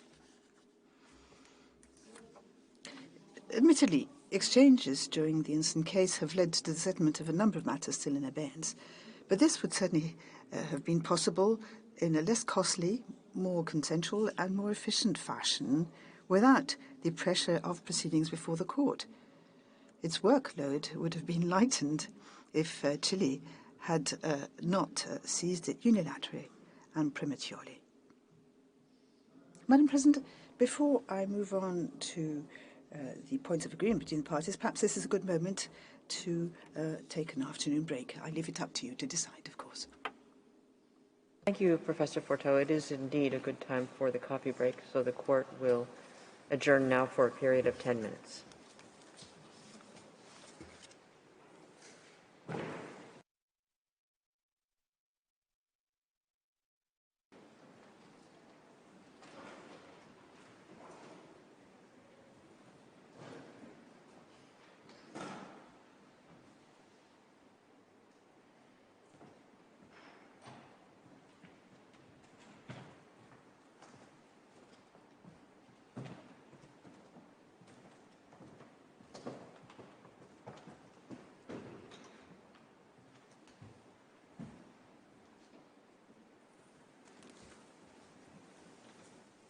Please be seated. The sitting is resumed, and I shall now give the floor back to Professor Forteau to continue his presentation. You have the floor, Professor. Merci, Madame la Présidente. Thank you, Madam President. Madam President, distinguished members of the court, let me begin the second part of my presentation. As I was saying before the coffee break, the areas of agreement between the parties greatly outweigh at this stage of the proceedings the matters which still divide them, to such an extent that one could rightly ask whether Chile's claims really do have an object. It will be up to the court to objectively identify, according to its settled jurisprudence, objectively identify the points of agreement and disagreement in order to determine what is the exact scope of the dispute, which may still divide the parties and therefore deserve an adjudication by the court. To begin with the most obvious point, both courts agree that the present case pertains only to the Silala River, as has been made abundantly clear in Chile's application and the written submissions, and can be confirmed by the name you have given to this case.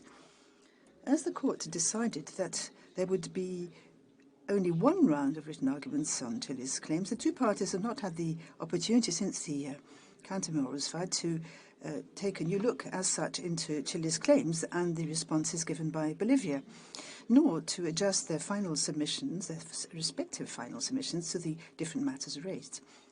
Of course, consistent with your established jurisprudence, it will be with respect to the final submissions of the parties, as they might have reformulated them at the end of the oral proceedings, that the court will adjudicate. At this stage, the areas of agreement between the parties are mainly the following. First of all, the two parties agree that the Silala River is an international watercourse, which as such is governed by the relevant rules of customary international law. Bolivia wishes to point out that the exchanges of views between experts were decisive in validating this conclusion and indeed in reaching this shared understanding. Bolivia conducted itself in good faith, following the method it had proposed as of its diplomatic note, on the 16th of November 1999, namely that the nature of the waters of the Silala River were to be determined in light of technical studies and through a constructive and open dialogue without any presuppositions. This, on the other hand, the parties still disagree on the effect produced by the drainage infrastructures and the canals. According to Chile, the Silala River is simply a natural watercourse. To quote the terms used by Mrs. Klein-Kranenberg on Friday, according to Chile, there is nothing artificial about it. In the diplomatic exchanges, which began in 1999, Chile already entirely disregarded the infrastructures and canals, alleging that the Silala River was a purely natural watercourse, while simultaneously accepting, and not without contradiction, to share joint and technical scientific studies with Bolivia to determine the nature, the origin, and the flow of the waters of the Silala River. According to Bolivia, the waters of the Silala are of a more complex nature. It is indeed a watercourse, but to which have been added, as Professor Eckstein demonstrated, major works and mechanisms to artificially increase the surface water flow rate. This is the reason why, in its counter memorial, Bolivia characterizes the Silala River as a watercourse which artificially increased surface water flow was permitted, a characterization which leads to certain legal consequences, such as the fact that Chile has no acquired or vested right in the maintenance of the surface water flow generated by these installations, nor in the advantages these generate, such as Professor Pele will be explaining in a few moments' time. While acknowledging as a matter of principle that the installations do have an impact on the increase of surface water flow rate, Chile considers that this effect is negligible. Yet it had something quite different in the past, particularly in 1996, as I recalled earlier. As the Bolivia's experts, they concluded that this effect was substantial. Besides, Chile, during the proceedings, recognized that Bolivia has entire sovereignty over the canals and drainage infrastructures on its territory, and it is entitled to decide sovereignly if and how it maintains those infrastructures and canals. Chile went even further by saying that it would not be opposed to their dismantling, and indeed encourage such dismantling if it were to protect the Silala wetlands, which is indeed a perfectly legitimate concern, which, according to Bolivia, is in fact a major concern. Besides, Chile has not challenged paragraph 71 of the rejoinder, which states in clear terms that Bolivia has no obligation under international law to maintain, for Chile's benefit, the artificial increase in surface waters which has been generated by canals and infrastructures. In light of these concessions by Chile, one can wonder what is the actual scope of its contention according to which Bolivia does not have sovereign power over this artificial increase of the surface water flow rates. The parties also agree on the substance of most of the rules of customary law applicable to international watercourses. There are, however, certain areas of disagreement due to Chile's particularly extensive understanding of some of these rules.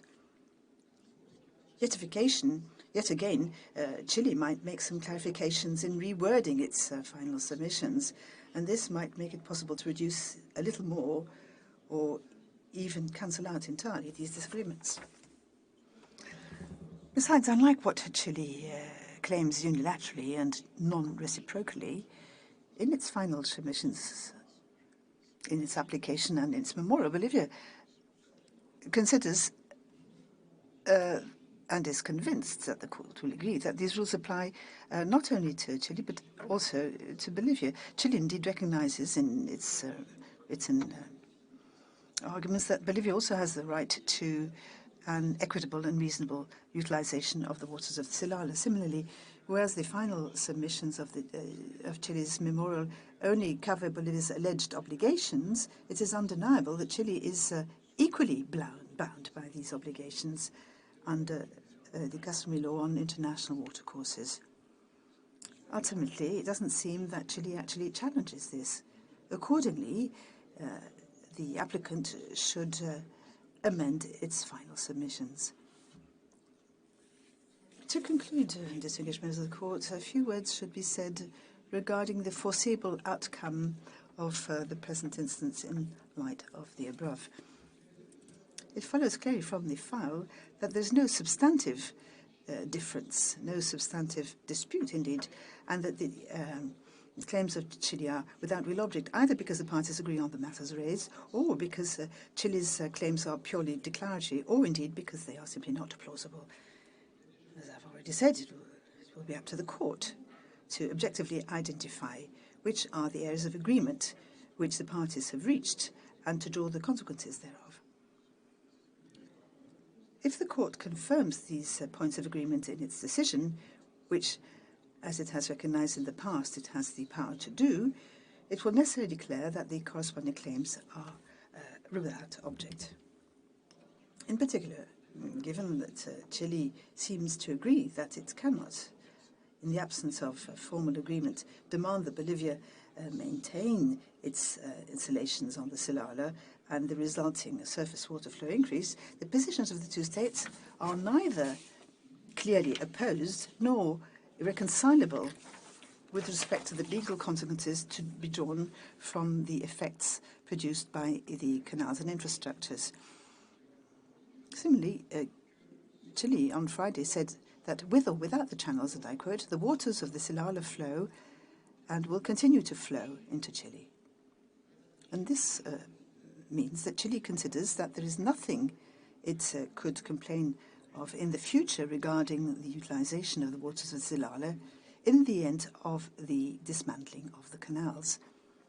With respect to the points which continue to divide the parties, Bolivia, in the next presentations, will describe exactly which are these points. It should be said that although Chile has made a certain number of concessions, it has not for the time being changed its final submissions, which are in part inconsistent with these concessions. So we expect Chile to clarify its position during the second round of its oral arguments and to align its final submissions upon the concessions made during the proceedings. Chile did not say, however, on Friday if and how it intended to amend these final submissions. In particular, Bolivia expects Chile to formally recognize in its final submissions Bolivia, too, has a right to the equitable and reasonable utilization of the waters of Silala, even if it does not use these waters at present. In any case, it should be emphasized that the Court may only make a declaratory statement on matters capable of effective application and which have practical consequences. The Court is not called upon to answer hypothetical questions, however. In this respect, I'd like to insist yet again on a crucial element. Bolivia has never taken the slightest measure which might have prevented or hindered the utilization of the waters of the Silala by Chile or affected their quality. So Chile has never had any real cause for legal action before the Court.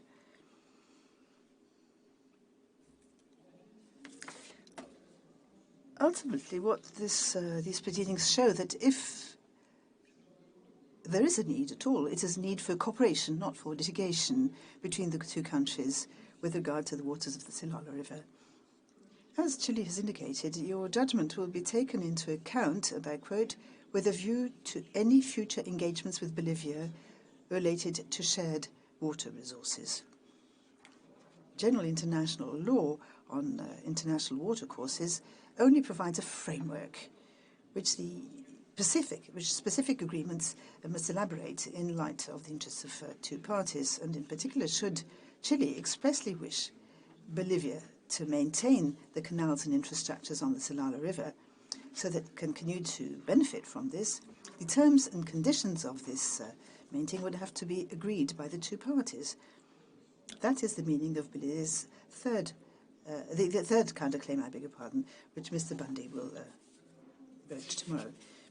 The good faith conclusion of such agreements must, of course, be encouraged. On the other hand, one cannot use legal proceedings to try and transform a situation of fact into an acquired right, a vested right, which would hamper the conclusions of such agreements or the future utilization of the waters of the Silala. This is the reason why Bolivia continues to oppose the third request filed by Chile, at least the way it is worded in its final submissions, that the court adjudicated that Chile, and I quote, is entitled to its current use of the waters of the Silala River, which in fact mean it would have a legal title over its present usage of 100% of the waters of the Silala. Chile has no such acquired right. Neither is Chile entitled in law to subordinate the dismantling of canals and other infrastructures to the maintaining of its present usage of the waters of Silala. The few clarifications provided by Chile on this point in its last written submissions does not make the matter perfectly unequivocal.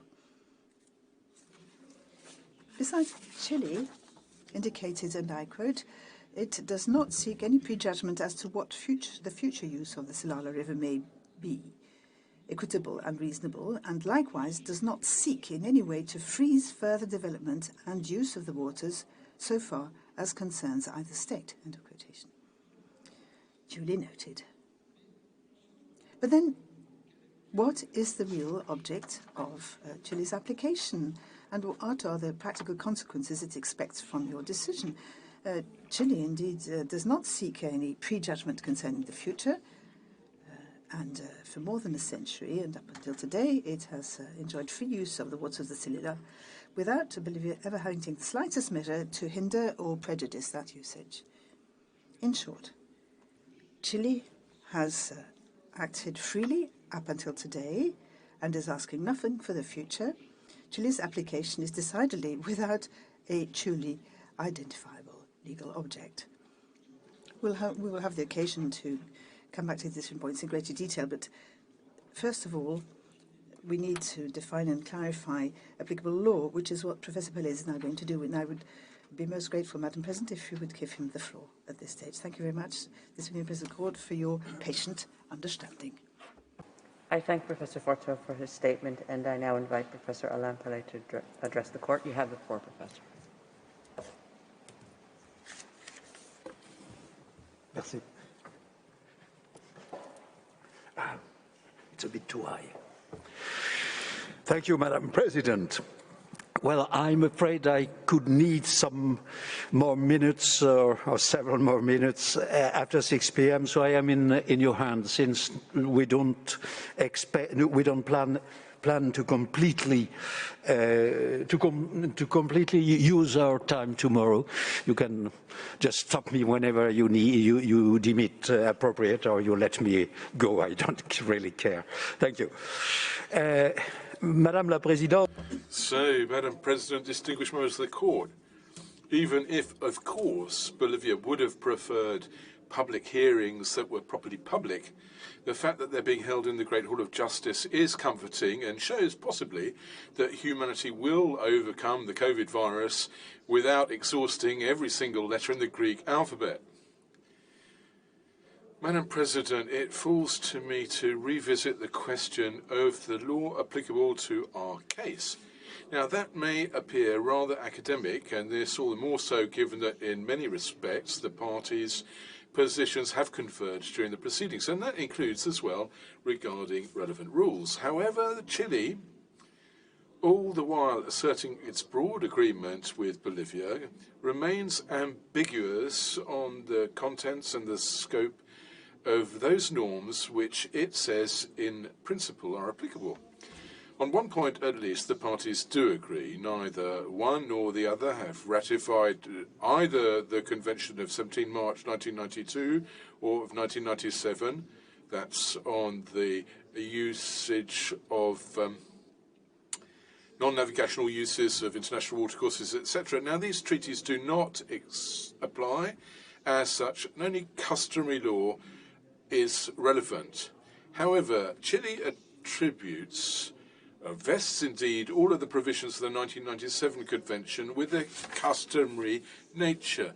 And this characterization only fits for certain of the provisions because others fall much better within the progressive development of international law. Furthermore, Chile does not hesitate to garnish the application of certain of these principles and rules with non-existent conditions, to wit and principally three aspects: the legal characterization of the Silala, the substance and consequences of the principle of equitable and reasonable utilization of its waters, and respective obligations of riparian states regarding environmental protection. Madam President, as Professor Fortes just shown, the parties have disagreed, and that since the 1990s, regarding the legal characterization of the waters of the Silala. Nevertheless, their points of view considerably converged during the course of the instant proceedings, and parties agree that inter alia that the Silala is an international watercourse. For Chile, that seems to be the end of the matter, but it is not. Just to recall, Chile hurriedly filed its application before the court in a very premature fashion, without waiting for scientific studies to be carried out and without accepting to go to a joint technical visit as Bolivia, had proposed with a view to clarify the nature of the Silala.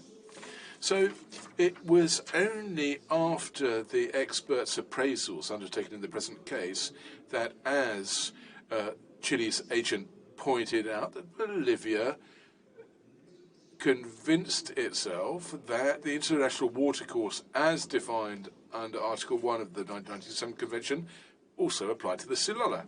And we do agree at the same time that the expression international watercourse does indeed describe a system with both surface and groundwater. But, and this is an important but, the characterization of an international watercourse is not sufficient to characterize the Silala. The Silala has very specific particularities which have a major influence regarding the applicable rules. As the DHI experts insisted, I'm quoting them in English, Silala is of a complex nature and comprised of a coupled groundwater surface water system originating in Bolivian territory upstream and extending into Chile.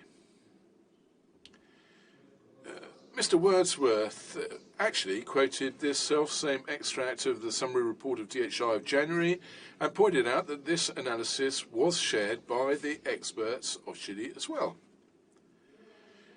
Madam President, the Silala results from the meeting of a plethora of springs issuing from those very particular wetlands, the bofedales. The main element of complexity which characterizes this watercourse is due to the fact that its surface waters have been enhanced by artificial mechanisms which have increased the flow in a proportion on which the experts disagree, but the phenomenon cannot be denied.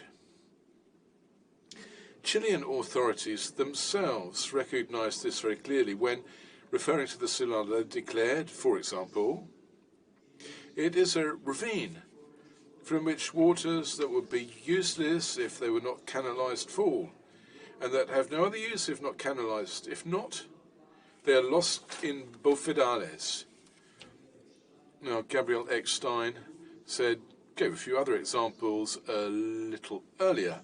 Now, I'm not persuaded that lost is the right word, because water dispersion around the springs is precisely a precondition which maintains these valuable wetlands.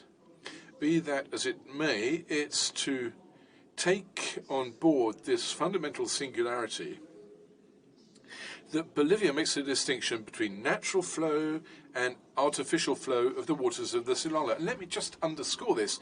I'm talking about artificial flow of the waters of the Silala, not artificial waters. What we are saying is that the flow of surface water towards Chile is artificially increased thanks to the work carried out in 1928. Conflating on purpose the flow with the waters themselves, Chile asserts that international law knows no such distinction. Yet it's not open for discussion that the surface water currently flowing from Bolivia to Chile does indeed result from the addition to the waters, which naturally form the river, of additional waters added thanks to the waterworks carried out in the last century. That's the reason why we have characterized the Silala as an artificially enhanced watercourse. So what we have here is an extremely exceptional circumstance, and the precedents are much too rare, even if they probably are some, for any specific customary law to have arisen in this respect. More than the characterization of the Silala itself, it's this characteristic which, from the legal point of view, is key to the instant case. Now, it's well known that international watercourses are subject to a rather loose meshed net of common legal rules, leaving plenty of room to take into account the particularities proper to the watercourse in question, even if certain standards or general principles do indeed apply. One of the main objectives of the 1997 Convention, which is only a framework treaty, is to incite riparian states to conclude agreements proper to each watercourse. The ILC underlined this in its 1994 report, I quote, "The best way to ensure the optimal utilization, protection and development of a specific international watercourse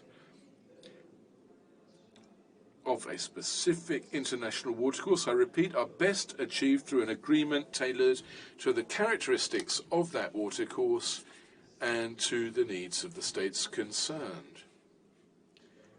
Bolivia has concluded numerous agreements of this sort with its other neighbors, but not with Chile. Our opponents do not merely minimize the importance of this additional flow resulting from the 1928 infrastructure works. They also claim that Bolivia intends to enjoy absolute and exclusive sovereignty over this additional flow. Listen, this is a twofold caricature of our position. On the one side, Bolivia considers that Bolivia exercises sovereign powers, not solely over that additional portion of water flow towards Chile, but over all the components of the water on its territory, as well, of course, over the waterworks generating this increased flow. Furthermore, Chile attributes to Bolivia, which it accuses quite wrongly of wishing to return to the Harman Doctrine, an absolutist conception of sovereignty which completely mischaracterizes our position. After a number of delays, Chile indeed finished by recognizing that the Silala River water basin on Bolivian territory falls under the territorial sovereignty of Bolivia. In other words, that Bolivia enjoys sovereign powers to use the waters of the Silala and to regulate its usage. But of course, the powers that Bolivia can exercise over this watercourse have to be done in compliance with the rules of international law, customary international law in this case, which are applicable. Now, according to the well-known formula of the Permanent Court in the SS Wimbledon case, the right of entering into international engagements is an attribute of state sovereignty, end of quote. The same applies when a state is bound by customary rules. It must comply with these rules. And it's precisely this compliance which is an attribute inherent to state sovereignty. Other points of agreement between the parties. First of all, this sovereign power is to be exercised, this time with no limits whatsoever, over the installations installed in 1908, 1910 and 1928. Secondly, these improvements were agreed to not for Chile, who thus can rely on no particular right, but for the private British company FCAB. And thirdly, the result of this is that Bolivia has the right to dismantle the artificial mechanisms in the course of the Silala on its territory. Now, as Matthias Forto explained, these broad points of agreement between the parties still leave a grey zone, which the pleadings of Friday did not dissipate. They concern the consequences of the right of dismantling, which Bolivia thus has. And that leads me to scrutinize more closely the scope of the principle of equitable and reasonable utilization in the instant case.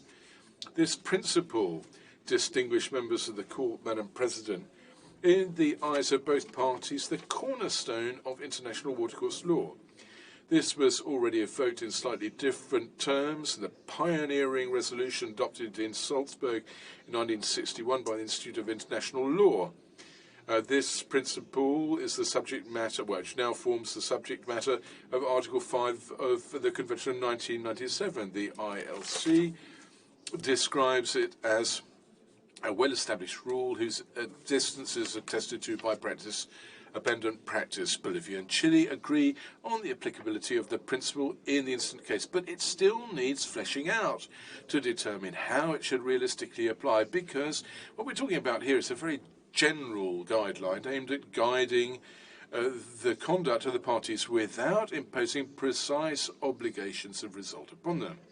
The question is really to know how this obligation of conduct should be applied given the circumstances. Now, the parties may perhaps have different conceptions, both of the relevant circumstances and their consequences in our case. I say perhaps because the agent and counsel for Chile maintained a baffling vagueness in this respect during their pleadings on Friday. If you rely on their written pleadings, you might legitimately summarize the position of Chile in the following rigid equation. Equitable reasonable utilization equals status quo. But this equation is illustrated by their submission under small c of Chile's memorial. And we've heard nothing to the effect that this has or will be changed. I'm going to quote that submission. Under the standard of equitable and reasonable utilization, Chile is entitled to its current use, I repeat, of the waters of the Silala River. If these words mean anything, they mean that Chile intends to keep enjoying the entirety of the current flow of the Silala, whatever decision Bolivia might take concerning the dismantling of extant installations.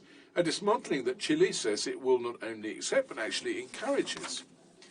The agent of Chile sought to apply balm on this point by drawing the attention on paragraph 120 of the additional pleading of Chile, under which, I quote, a reduction, if any, of the cross-boundary surface flow resulting from the dismantling of the channels in Bolivia would not be considered a violation of customary international law. That might indeed reassure Bolivia had Chile abandoned its submission C, small c, and if Chile hadn't immediately added, I quote, unless the obligations that Bolivia has accepted were somehow engaged. Chile has not said it will abandon its submission C, and it has not explained what obligations accepted by Bolivia would be of a nature to restrict or exclude the right to decommissioning recognised earlier. No doubt, there is no doubt, in fact, that the principle of equitable and reasonable utilisation is characterised by its flexibility and its adaptability to the circumstances of the case. The ILC explained it in very clear and concise fashion. The scope of a state's rights of equitable utilisation depends on the facts and circumstances of each individual case, and specifically on a weighing of all relevant factors as provided in Article 6, end of quotation. This latter provision spells out in paragraph 3 that the weight to be given to each of the 7 factors which it sets out in non-exhaustive fashion, I quote, is to be determined by its importance in comparison with that of other relevant factors in determining what is a reasonable and equitable use. All relevant factors are to be considered together and a conclusion reached on the basis of the whole. Well, there's no rigidity there, is there, Madam President? One can certainly not infer from it the existence of acquired rights in an extant situation. Article 6 itself, on which Chile relies a good deal, invites to take into account the development, the evolution of circumstances and factors which are relevant. So, paragraph 1, paragraph small e of Article 6, of course, mentions amongst the factors to be taken into consideration the existing and potential uses of the watercourses. I underline potential.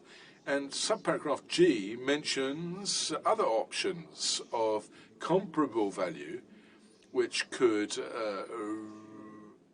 to a particular planned or existing use. This very clearly shuts the door on any claim that existing situations are immutable. Now, as has been very justly asserted, I quote, A, the downstream state. The downstream state's use is equitable and reasonable, although equity may require A, that's the downstream state, to modify its use if B, the upstream state, begins to use the watercourse. End of quotation. As for the rest, though not drafted so explicitly, the other factors enumerated in that paragraph scarcely argue in favour of the application, in our case, of the maxim quieta non movere. Such is the case, for example, regarding the social and economic needs of the watercourse states concerned, which is subpara B, which is a factor eminently susceptible to change over time. It is appropriate to take these evolving factors into consideration on the same level as those of a more structural nature, pursuant to the general guidelines under Article 10 of the 1997 Convention, which I quote, in the absence of agreement or custom to the contrary, no use of an international watercourse enjoys inherent priority over other uses. End of citation. Madam President, we note with a deal of satisfaction that Chile admits henceforth that if Bolivia uses the waters of the Silala, or expresses the need so to do, I'm quoting Chile, then of course Bolivia would be entitled to a reasonable and equitable utilization of the Silala River. End of quote. But as Professor Forto explained a little while ago, absent clarification and absent any change in Chile's claims, we consider it necessary to forcefully reiterate that, according to a well-established principle, Chile cannot claim to keep full enjoyment of the Silala's flow as it currently exists. Point C of Chile's submissions, as currently drafted, is incompatible with a substantive law of international watercourses. Let me point out in this respect that the current situation is frozen to what resulted from the work carried out by and for by and for, as I was saying, for the FCAB about a century ago. Now, the context has considerably evolved since then. Just to give you a few relevant examples in the context of the incident case, since then, we've all become aware that water resources are a limited asset which require preservation by sustainable management, a necessity which the inhabitants of the Potosi region have been aware of for many a year, as our agent recalled earlier. But this awareness arose a good deal later at international level. Be that as it may, the result is that henceforth concerns related to the protection of the environment have taken a place which they in no way had at the beginning of the 20th century, during which they practically didn't exist. The work done to the Silala springs and bed in Bolivia in 1908 and 1928 aimed at feeding the locomotives of this railway company. The use of these enriched waters has profoundly changed since then. Moreover, without Bolivia being notified, nor even sometimes being aware of it. Well, let me just say en passant, contrary to the assertions made by the agent for Chile and Ms. Klein-Kannenberg, which were moreover contradicted by Professor Boisson de Chazouan, the concession of 1908 makes no mention whatsoever of providing water to the town of Antofagasta, which is only mentioned in the preparatory documents regarding the concession to be obtained from Chile, not from Bolivia. These considerations inter alia are bound to have an impact on our case and must necessarily lead to a reassessment of those factors which have to be taken into consideration in the assessment of the equitable and reasonable character of the utilizations of the waters of Silala, which each of the parties rely on or may rely on. One of these factors is particularly important, even if the extent of the phenomenon is subject to disparate assessments. Now, it's not challenged that the principal negative effect of the work carried out by and on behalf of the SCAB had consisted in considerably dwindling the surface area of the Bofidales, where it's probably helpful to recall that they were classed in 2009 by Ramsar as a wetland of international importance. No more is there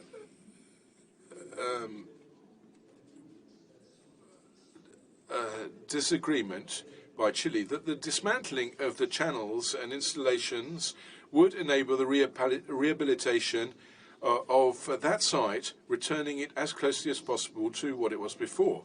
Now, during the oral pleadings of last week, Chile asserted that not only it wasn't against dismantling, but Chile encouraged it. Well, let's take them at their word.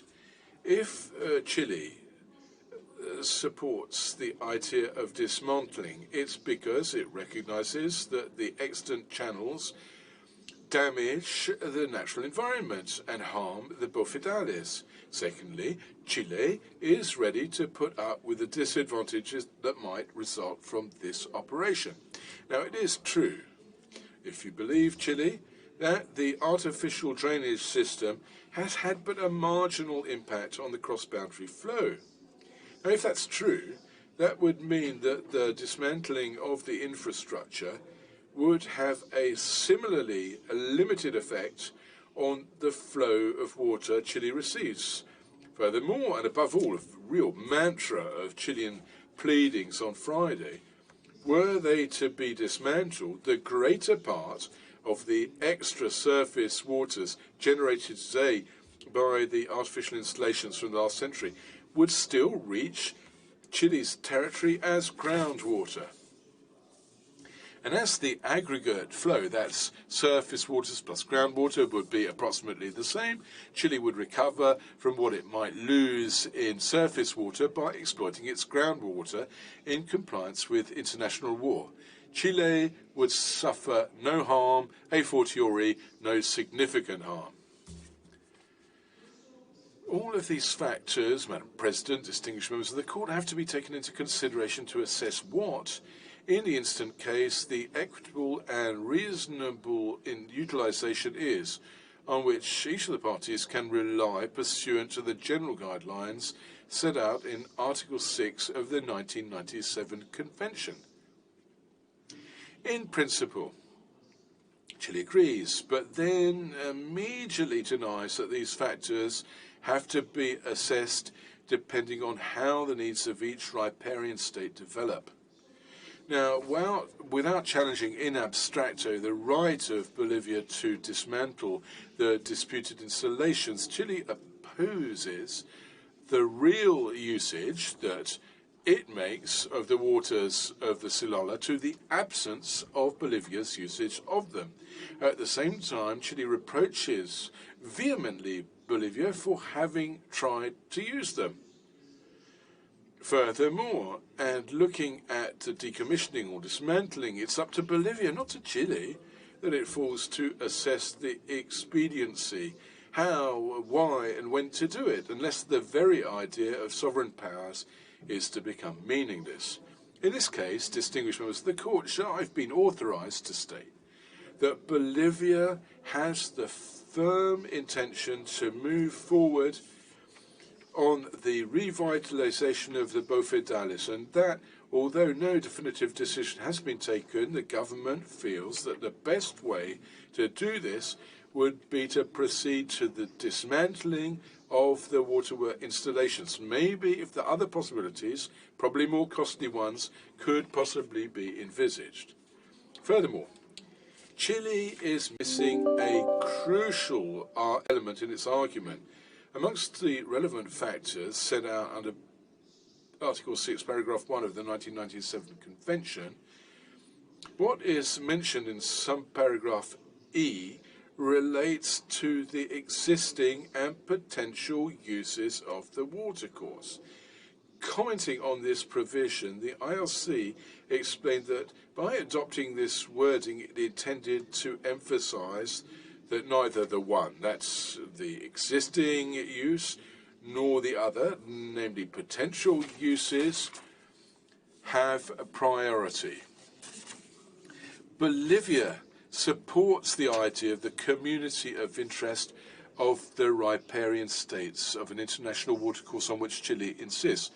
But these interests are not a one-way street and cannot be frozen in favor, ne varietur, in favor of a single party.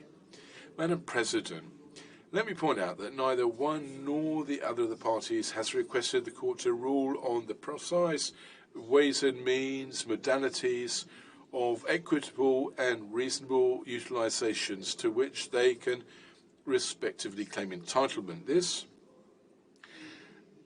restraint has its basis in the law and answers the rule set out in paragraph 2 of the Article 6 of the 1997 Convention, under whose terms, I quote, watercourse states concerned shall, when the need arises, enter into consultations in a spirit of cooperation. And this is a principle which is set out more generally in Article 8.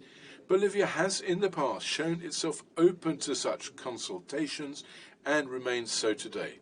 Concluding such an agreement would be wholly in the spirit of the 1997 Convention, which aims at encouraging riparian states to an international watercourse to conclude an agreement with a view, inter alia, to establish a legal regime for the equitable and reasonable utilization of these waters.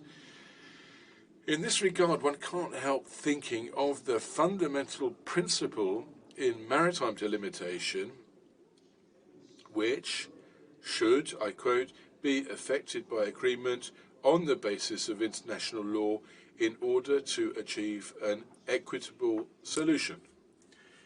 So, taken as a whole and assessing the different relevant factors which determine what a reasonable and equitable utilization is, we should also take into account Chile's readiness to accept, yea or nay, compensating Bolivia in exchange for the upkeep of the artificial installations.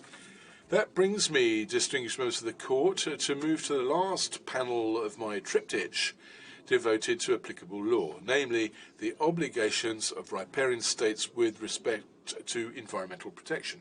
Je remarque à cet égard.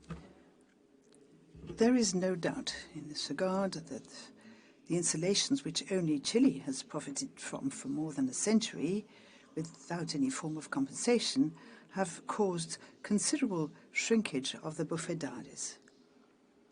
However, although Chile now acknowledges that Bolivia would be entitled, if it were to dismantle, the canals, it remains surprisingly uncertain, in contradiction with the Ramsar conclusions, about the adverse impact that these installations have had on the environment and their contribution to wetland shrinkage. To demonstrate this, I observe that Chile oversimplifies Bolivia's position with respect to the general obligation to cooperate with a view to preserving the environment, and that Chile has a mistaken view about the obligations of an upstream state, both regarding the strength of the obligation to preserve the rights of the downstream state and the scope of the requirement to undertake an environment impact assessment. And I will briefly go to each three points separately. As Chile has recognized, Bolivia is perfectly aware that every riparian state, in accordance with customary international law, is under a general obligation to cooperate with a view to an equitable and reasonable utilization of the Silala River in a manner compatible with the environment. And the facts of this case clearly demonstrate that it has always cooperated with Chile with respect to the Silala River. Chile considers this obligation to cooperate involves an obligation for the riparian states to exchange data. And to this end, it invokes without distinction, Articles 11 and 12 of the 1997 Convention. Yet there are notable differences between these two articles, which Chile, despite everything, invokes indiscriminately. Unlike Article 12, Article 11 mentions in general terms data exchanges by way of a notification to the other state of planned measures without providing much detail, thus imposing an unspecified and heavy burden mainly on the upstream state. Article 12, on the other hand, actually clearly sets out a more specific obligation to communicate information only when the planned measures may have a significant adverse effect upon other watercourse states. In its reading of these two articles, Chile cleverly implies that they have the same effect, although Article 12 deals exclusively with situations where planned measures may have a significant adverse effect on other watercourse states, a significant adverse effect, I repeat. Furthermore, unlike Article 11, Article 12 has customary value.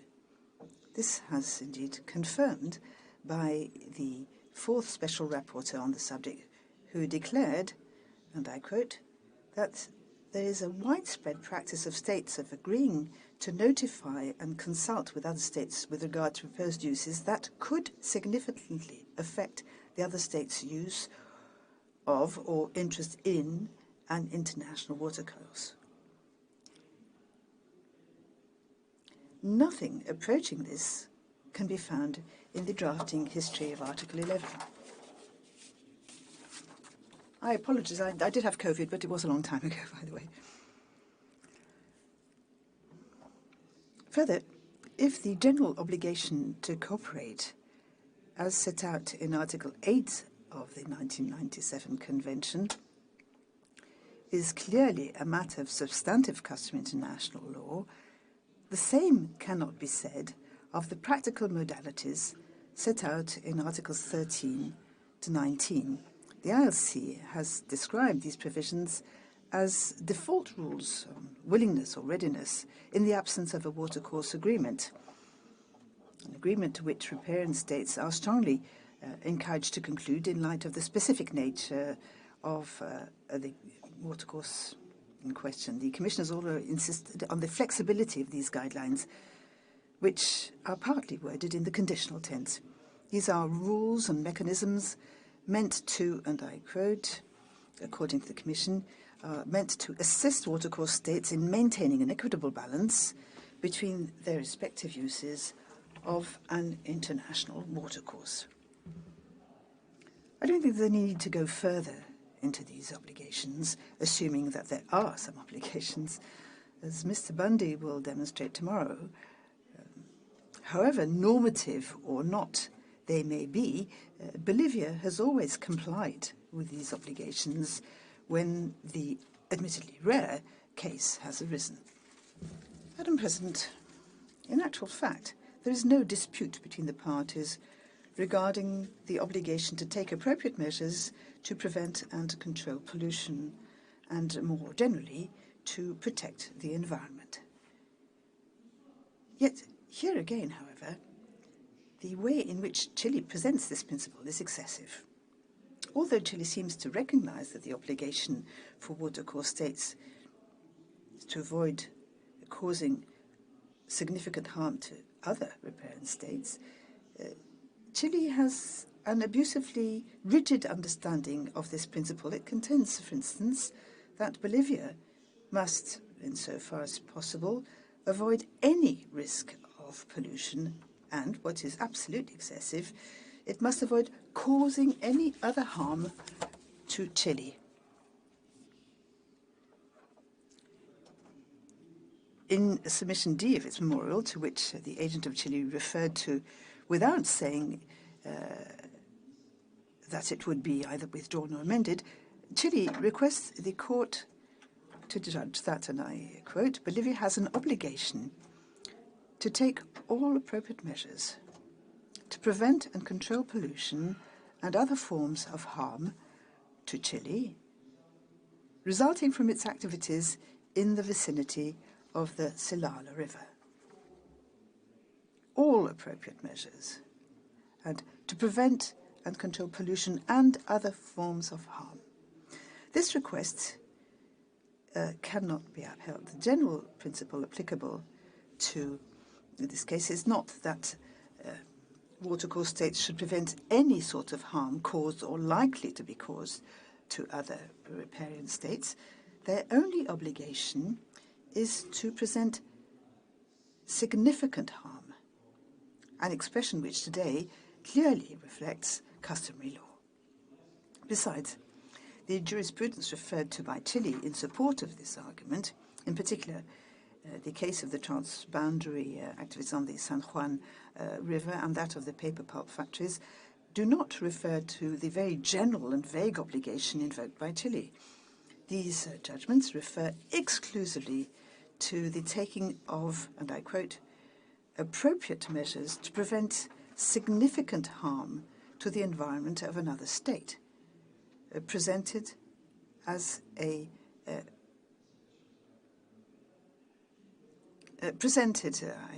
this is the end of the quote, presented as a customary law standard. But these judgments most certainly do not refer to an expression as undefined as other forms of harm, quote unquote.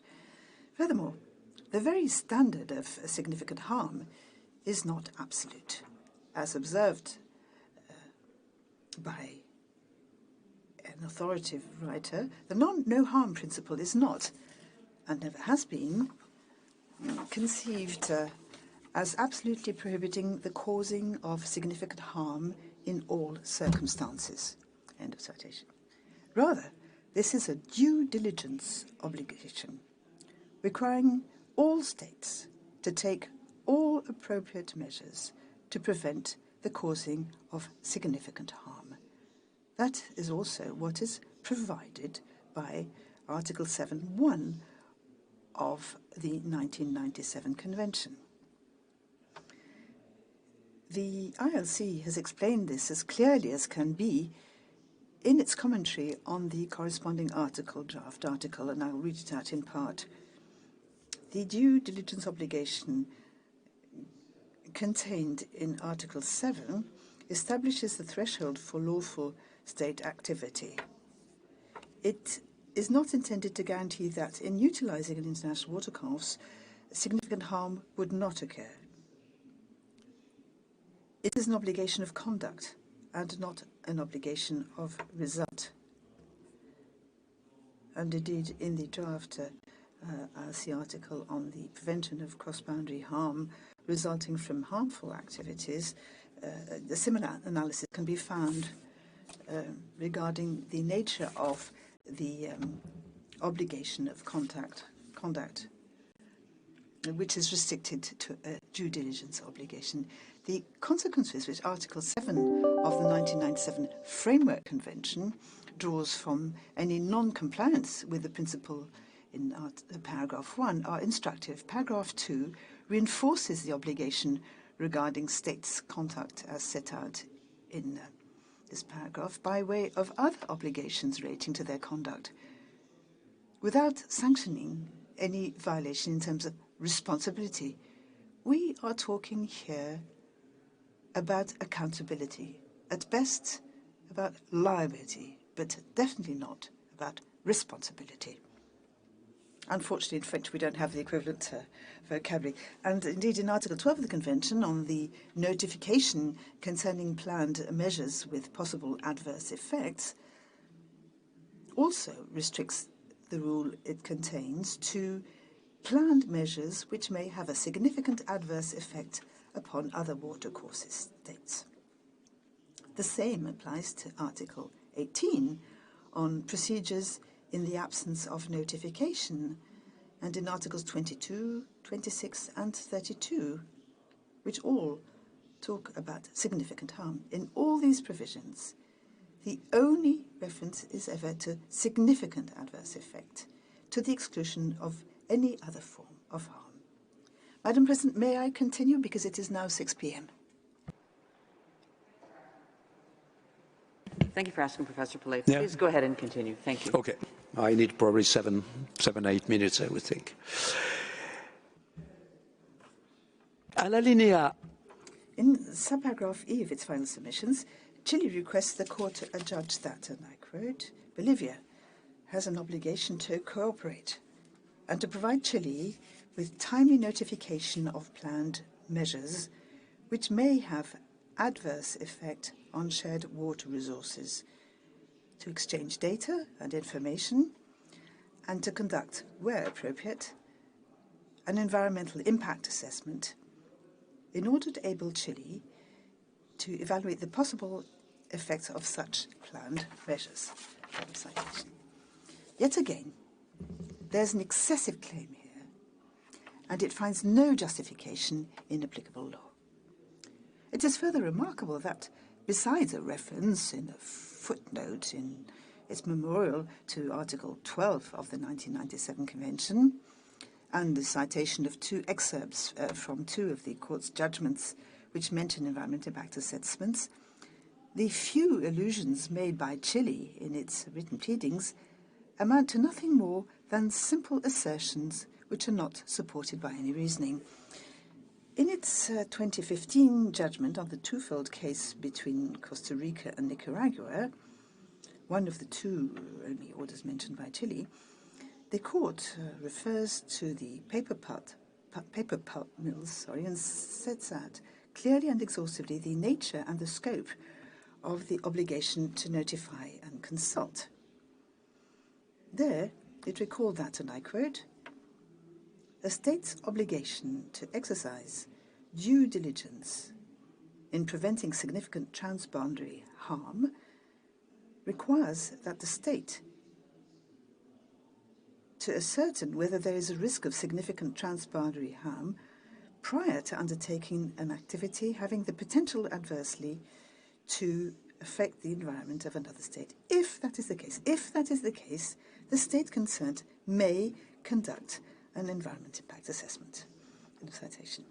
It follows that if the activity in question does not involve a risk of significant transboundary harm, either because the activity itself does not present a risk or because appropriate measures have been taken to guarantee that there is no risk, a state need not move on to the second stage, which involves the conduct of an environmental impact assessment. Nor is there an obligation to notify and consult the downstream state. This is perfectly logical. Were it to be otherwise, upstream states would have to bear an unreasonable and indeed pointless burden.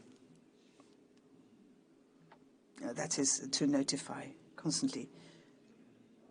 As to the obligation to notify and consult a potentially affected state, the court has clearly indicated this obligation only arises at the third stage of the process, i.e. only if the environmental impact assessment confirms that there is a risk of significant transboundary damage. And to quote again the 2015 judgment, if the environmental impact assessment confirms that there is a risk of significant transboundary harm, the state planning to undertake the activity is required in conformity with its due diligence obligation to notify and consult in good faith with the potentially affected state, where that is necessary to determine the appropriate measures to prevent or mitigate that which. End of citation.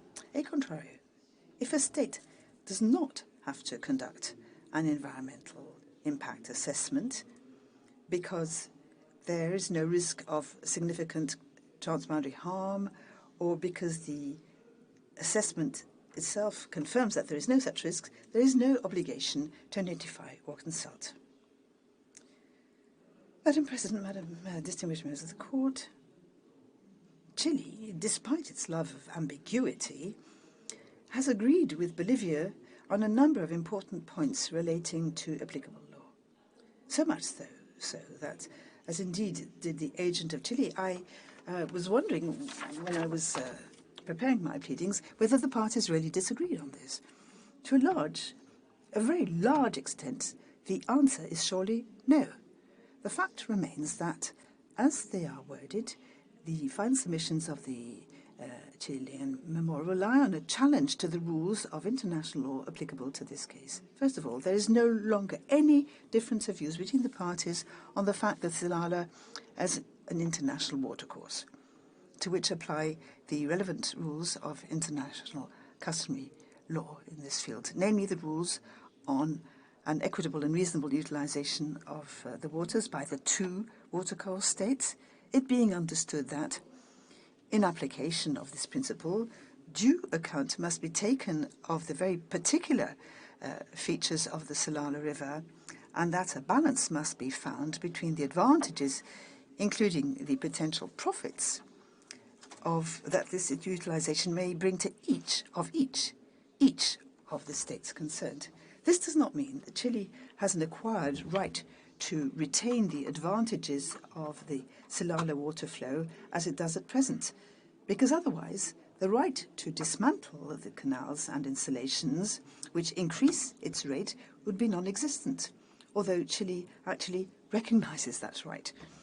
And thirdly, Bolivia is under the obligation to take all appropriate measures to prevent not only any harm, not any harm that may be caused to Chile by its activities in the vicinity of the Silala River, but only those activities which might entail significant harm. It is only in such a case that Bolivia is required to notify Chile of its planned activities and to conduct an environmental impact assessment. As Mr. Bande will show tomorrow, Bolivia has not violated any of its obligations